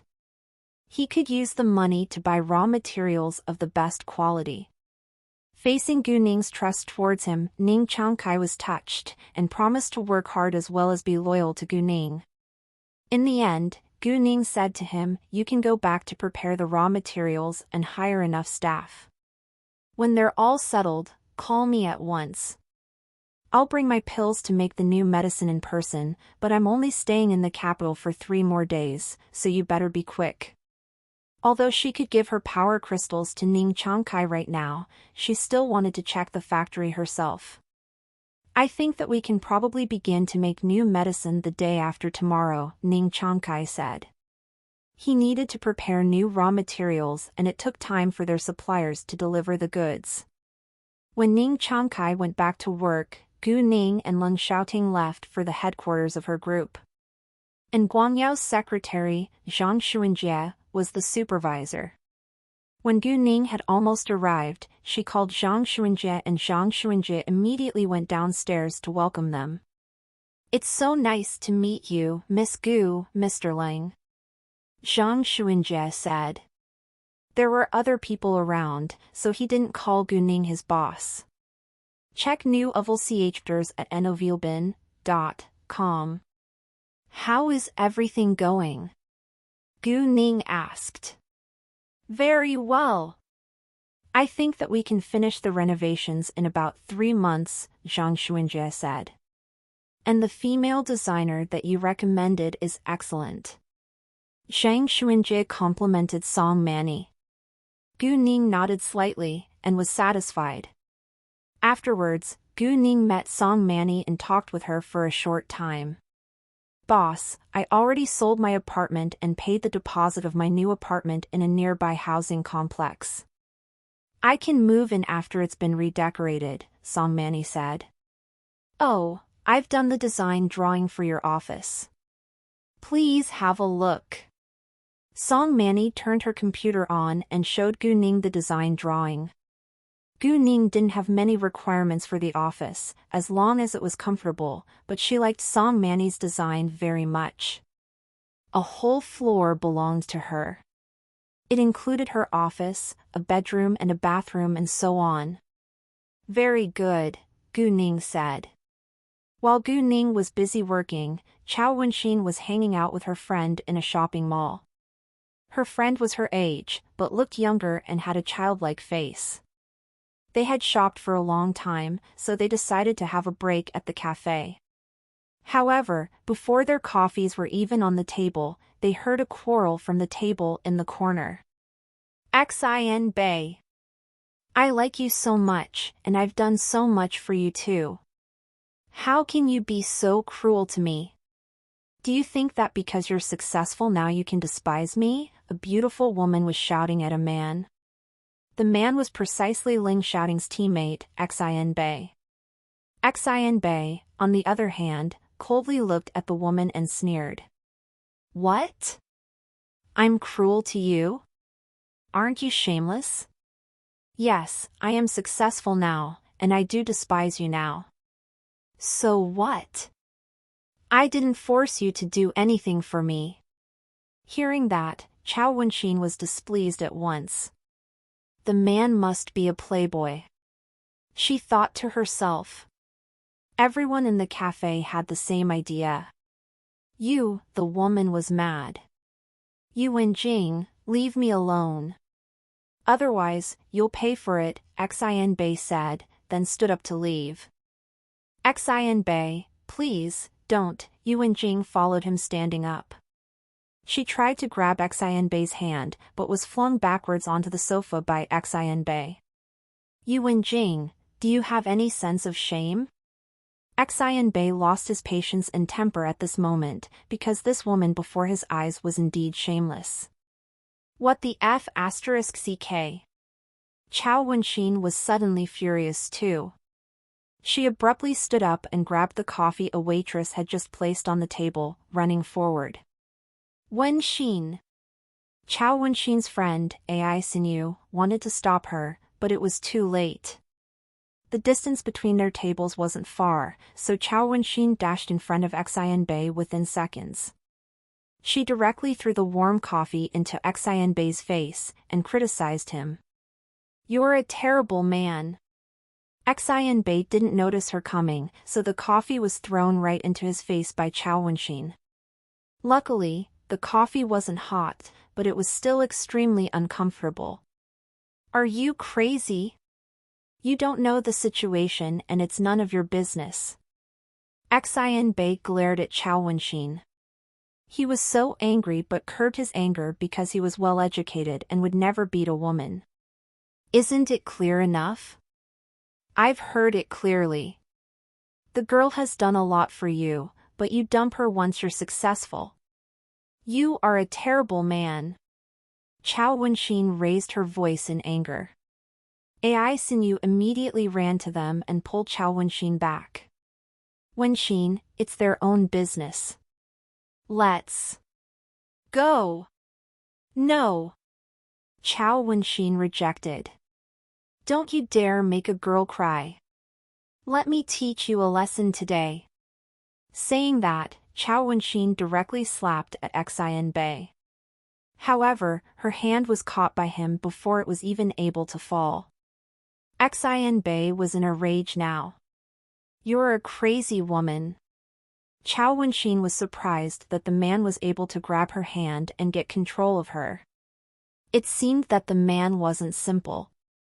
After that, Chao Wenxin kicked at him, but Xin Bei avoided it in time. Chao Wenxin now realized that the man knew how to fight too, and he was even better than her. Let me go. Chao Wenxin gave up and struggled to get rid of him. Xin Bei didn't want to waste time on her either, because there were coffee stains all over his clothing and he had to change it right away. Xin Bei then flung Chao Wenxin's hand away before turning around and walking away. Chao Wenxin was furious, but she also knew that she was an opponent for the man, so she could only walk back to her seat in anger. He must be a terrible man. I think that it's better if you mind your own business. See, you can't beat the man this time. Ai Sinyu said. I was helping the girl. Didn't you see how horrible the man was? Chao Wenxin retorted. That's their problem, and it has nothing to do with you. Ai Sinyu rolled her eyes at Chao Wenxin. After visiting the office building, Gu Ning called Lu Zhan and spoke to him on the phone for a while. It would take another 3 months to redecorate the whole office building, and it should be aired for at least a month before people moved in, so she decided to rent a small studio for Lu Zhan now so that he could prepare for the TV show after the Lantern Festival. Gu Ning was in urgent need of an able manager, but she hadn't found a qualified person yet, so Leng Xiaoting helped her hire 2 people. Gu Ning was, of course, happy to have his help and believed that the 2 people that he hired had to be outstanding. As for Lu Zhan's studio, Gu Ning told Zhang Xuanjie to deal with it. Gu Ning and Leng Xiaoting didn't leave the office building of the Shining Group until 5:30 p.m. Once they had left, she called Chao Wenxin and asked where she was. At that moment, Chao Wenxin had already been back at the hotel for a while. The appointed meeting place was the Su family's hotel, Jinlin Hotel, which wasn't far from the hotel Chao Wenxin was staying at, so Gu Ning told her to take a taxi to Jinlin Hotel. It took Gu Ning around half an hour to leave for Jinlin Hotel too. After Gu Ning told Chao Wenxin the number of the private room where they would gather together, Chao Wenxin set off for the hotel. Meanwhile, Su Jinchen and the other arrived one after another. Su Jinchen and his younger sister arrived first, followed by Chen Meng and Si Ming. Seeing Si Ming, Su Qining teased, "Oh, why is Yusen absent?" When she asked him that, Si Ming's expression was sad and he didn't answer her question, but his face said everything. He was already disappointed that Chiu Yusen couldn't come to the capital. Su Qining knew that, and deliberately teased him. What was worse, their relationship wasn't clear yet, which bothered Si Ming the most. "You're not single either." "I feel so lonely now," Su Jinchen said. "He's still single right now." Chen Meng laughed. Si Ming felt hurt. "Please stop. If I die of sadness, you'll lose a close bro." "We don't mind," Su Jinchen and Chen Meng said with one accord. "How could you?" Si Ming covered his chest with one hand. However, before he finished his sentence, the door was opened loudly. Everyone in the private room was surprised, and looked around. Xian Bei walked inside in anger, which was rare to see. Su Jinchen asked, "Xian Bei, what's wrong? Why are you so mad?" Xian Bei sat in front of the table and drank a cup of tea before he opened his mouth. "I met Yu Wenjing today. She wouldn't let me go and claimed that she has done so much for me and that I abandoned her. The woman is really shameless." Hearing that, everyone showed strong dislikes towards Yu Wenjing. "Gee, Yu Wenjing is completely shameless.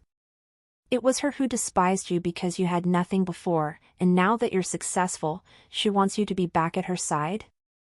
"Interesting," Si Ming said. "Exactly. Her vanity is so disgusting," Su Jinchen said with disdain. "And there was a crazy woman who suddenly appeared and threw a cup of coffee in my face. She even shouted that I'm a terrible man." Xian Bei was furious. "Am I a terrible man? Am I? Ha ha, ha ha." Everyone laughed out loud. Although Xian Bei was the victim, it was so hilarious. They were close friends, and close friends enjoyed making fun of each other.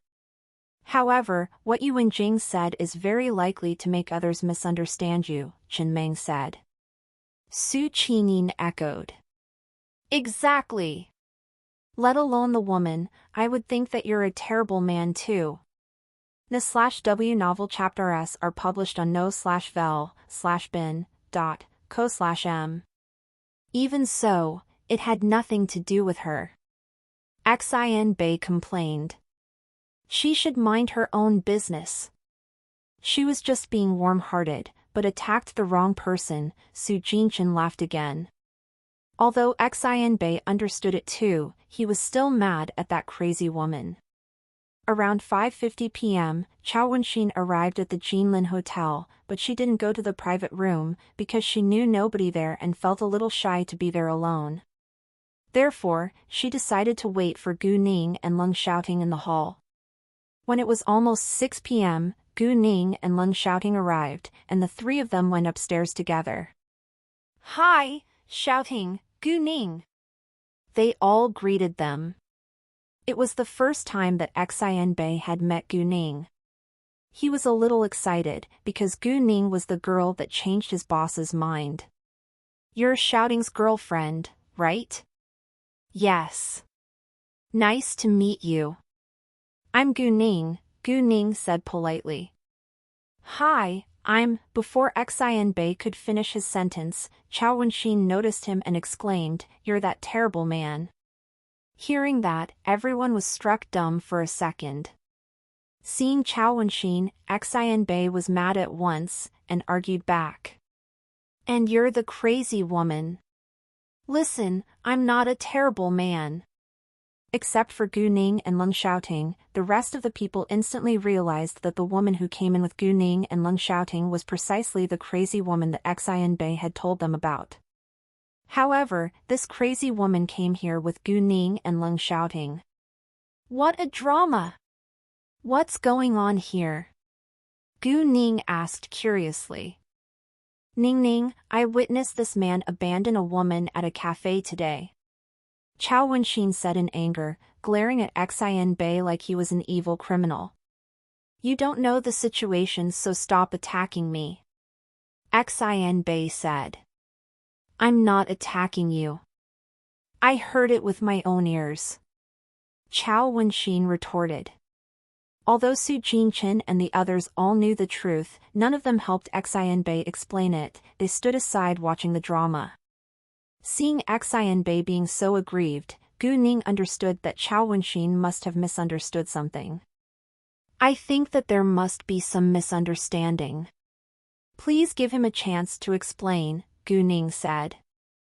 "I refuse to explain to this crazy woman," Xianbei rejected.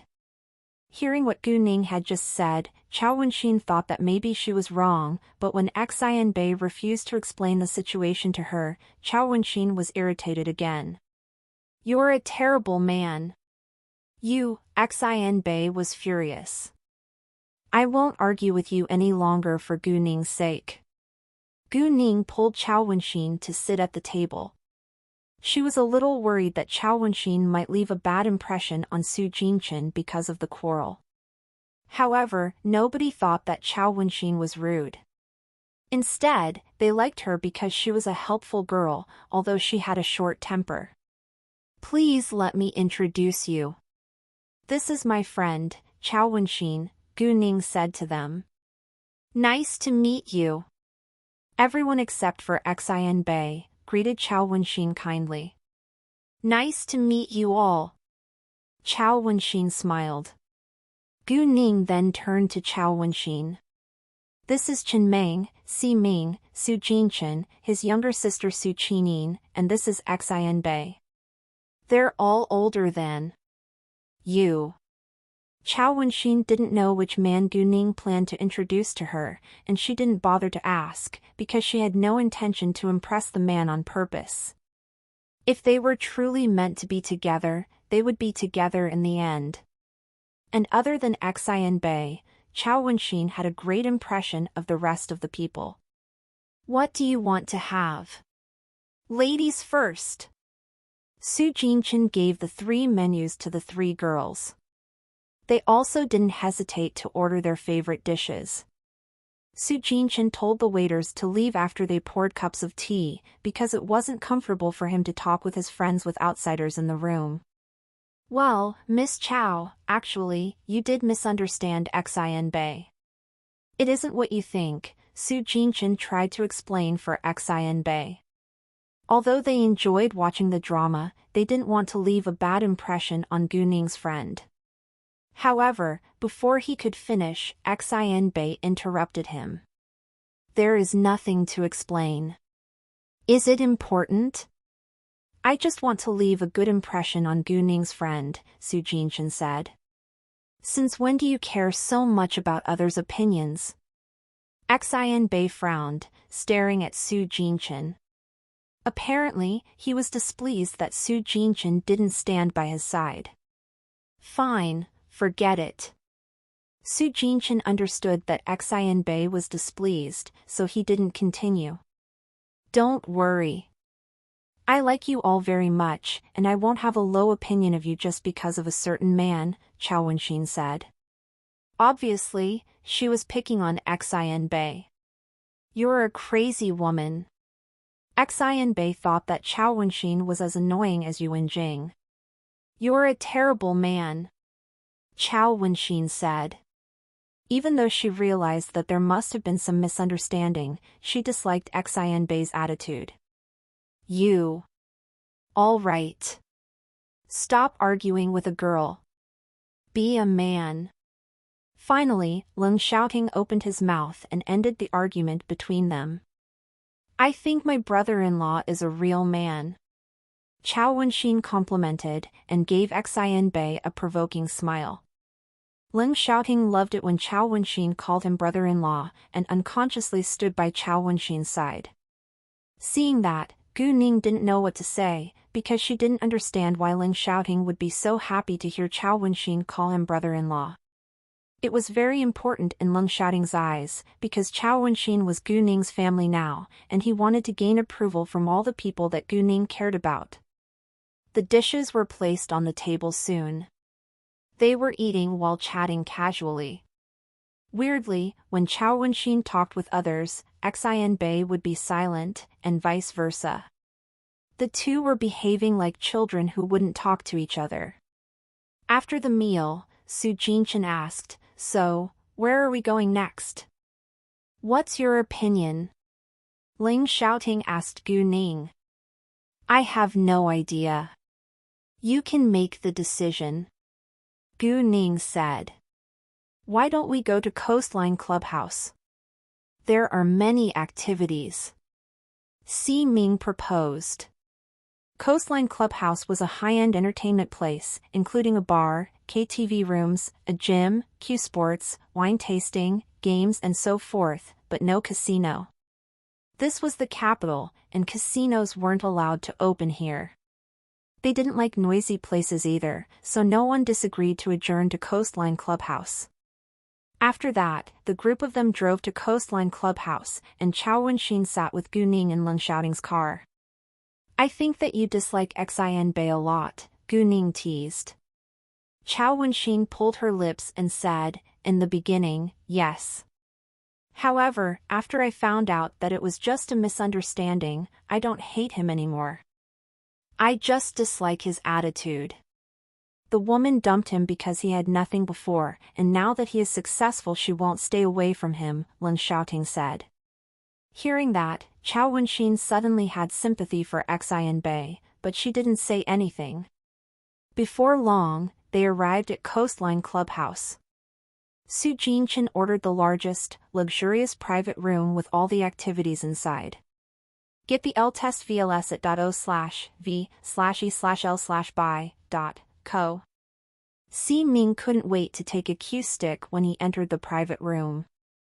Xian Bei, let's have a round. Xian Bei took another cue stick and said, game on. He was in a bad mood now, and would love to vent his anger. The three girls gathered together, and Su Qining asked them, what do you want to play? Chao Wenxin thought for a while. What's the background of Coastline Clubhouse? I'm not clear. Why ask? Su Qining was curious.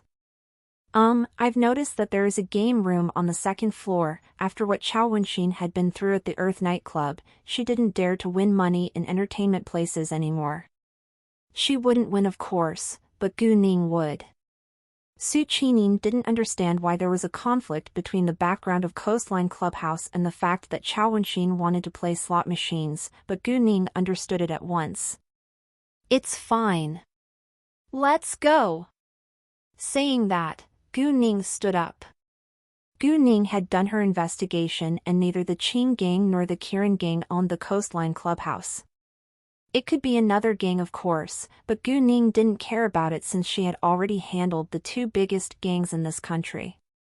She didn't care about it, but also didn't want to get in trouble.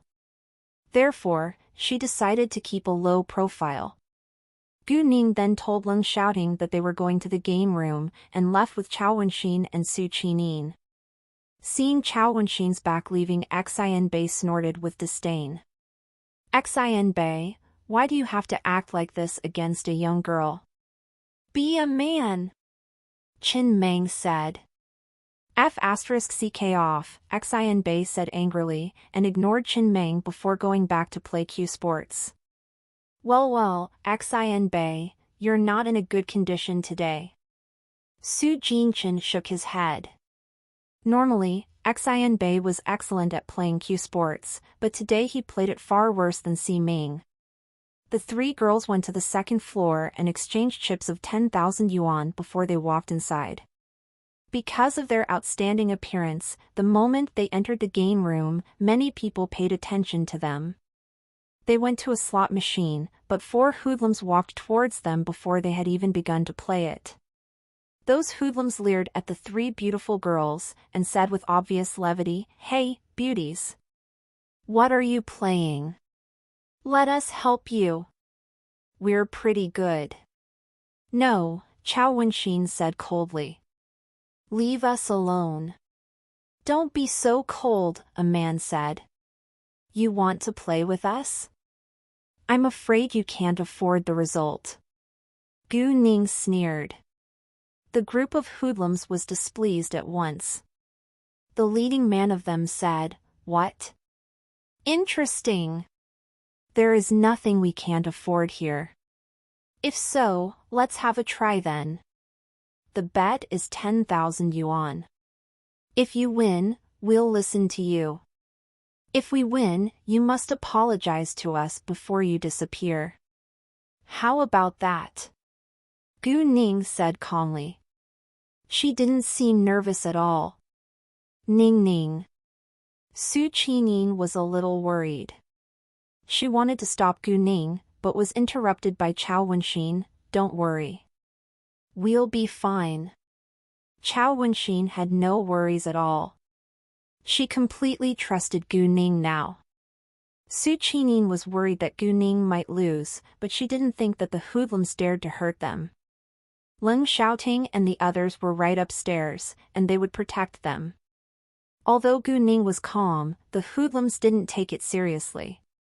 "Well, you dared to bet with me, so I'll let you know who the boss here is." "I think we'll have a great night tonight," the leading hooligan said, and seemed sexually excited already, as if he was in control of everything. Gu Ning was extremely displeased. Those hoodlums were merely digging their own graves. People around them all gathered to watch the drama. However, few of them were positive about Gu Ning's situation because those hoodlums were regular visitors here and they were quite good at playing slot machines. "Let's begin." Gu Ning smiled, but still seemed cold. Gu Ning and the leading young man stood in front of slot machines. Both of them bet on all the lines. The young man pulled the spin on his machine before Gu Ning, and the slot machine started to make a loud noise. Meanwhile, the 10 reels moved fast. Gu Ning pulled the spin after he did, and the 10 reels on the screen of her machine began to move fast. The hooligan pressed the stop button earlier, and the slot machine stopped at once with a sound like someone just slammed on the brakes. The 10 reels gradually stopped one by one from left to right, and everyone fixed his or her eyes on the screen. The picture of 200 times was already lined up along one line among the 5 lines that appeared on the screen of the young man's slot machine. Although 200 times wasn't much, the young man was satisfied enough, because it was hard to win even though he bet on all the lines. The group of hoodlums looked Gu Ning and the others with great pride. Well, girls, get ready to go back home with us tonight." Ha ha. They laughed out loud. "I don't think so," Gu Ning said. She abruptly pressed the stop button and the pictures gradually stopped. At the same time, the lines on the other slot machine all showed the result. The young hooligan won a line of 200 times and another of 100 times. However, before they could gloat, they noticed that the pictures on the screen of Gu Ning's slot machine began to show on one line after another. Everyone was shocked. There were pictures of different times showing on every line. Within seconds, chips started to pour out of the slot machine at great speed. No way! She won all the lines. Jesus! She is unbelievably lucky. There must be at least 100 million yuan in it. More and more people surrounded Gu Ning with jealousy. Although Chao Wenxin was mentally prepared, she was still astonished once more. Am I in a dream? Su Qining couldn't believe her eyes. Do you need me to pinch you? Chao Wenxin asked. No, thanks. Su Qining rejected at once. Gu Ning then looked to those young men and said coldly, "You lost the game. Apologize before you disappear." Do you know who I am? How dare you ask me to apologize? The young man denied what he had agreed, because it was very shameful to apologize in public. He had agreed to do so before just because he believed that he wouldn't lose. Are you going to apologize or not? Gu Ning's voice was low and threatening. The young men immediately felt like they were in a frozen room and couldn't help trembling from the chill. Well, that's all for this part, trekkers. See you all in the next video.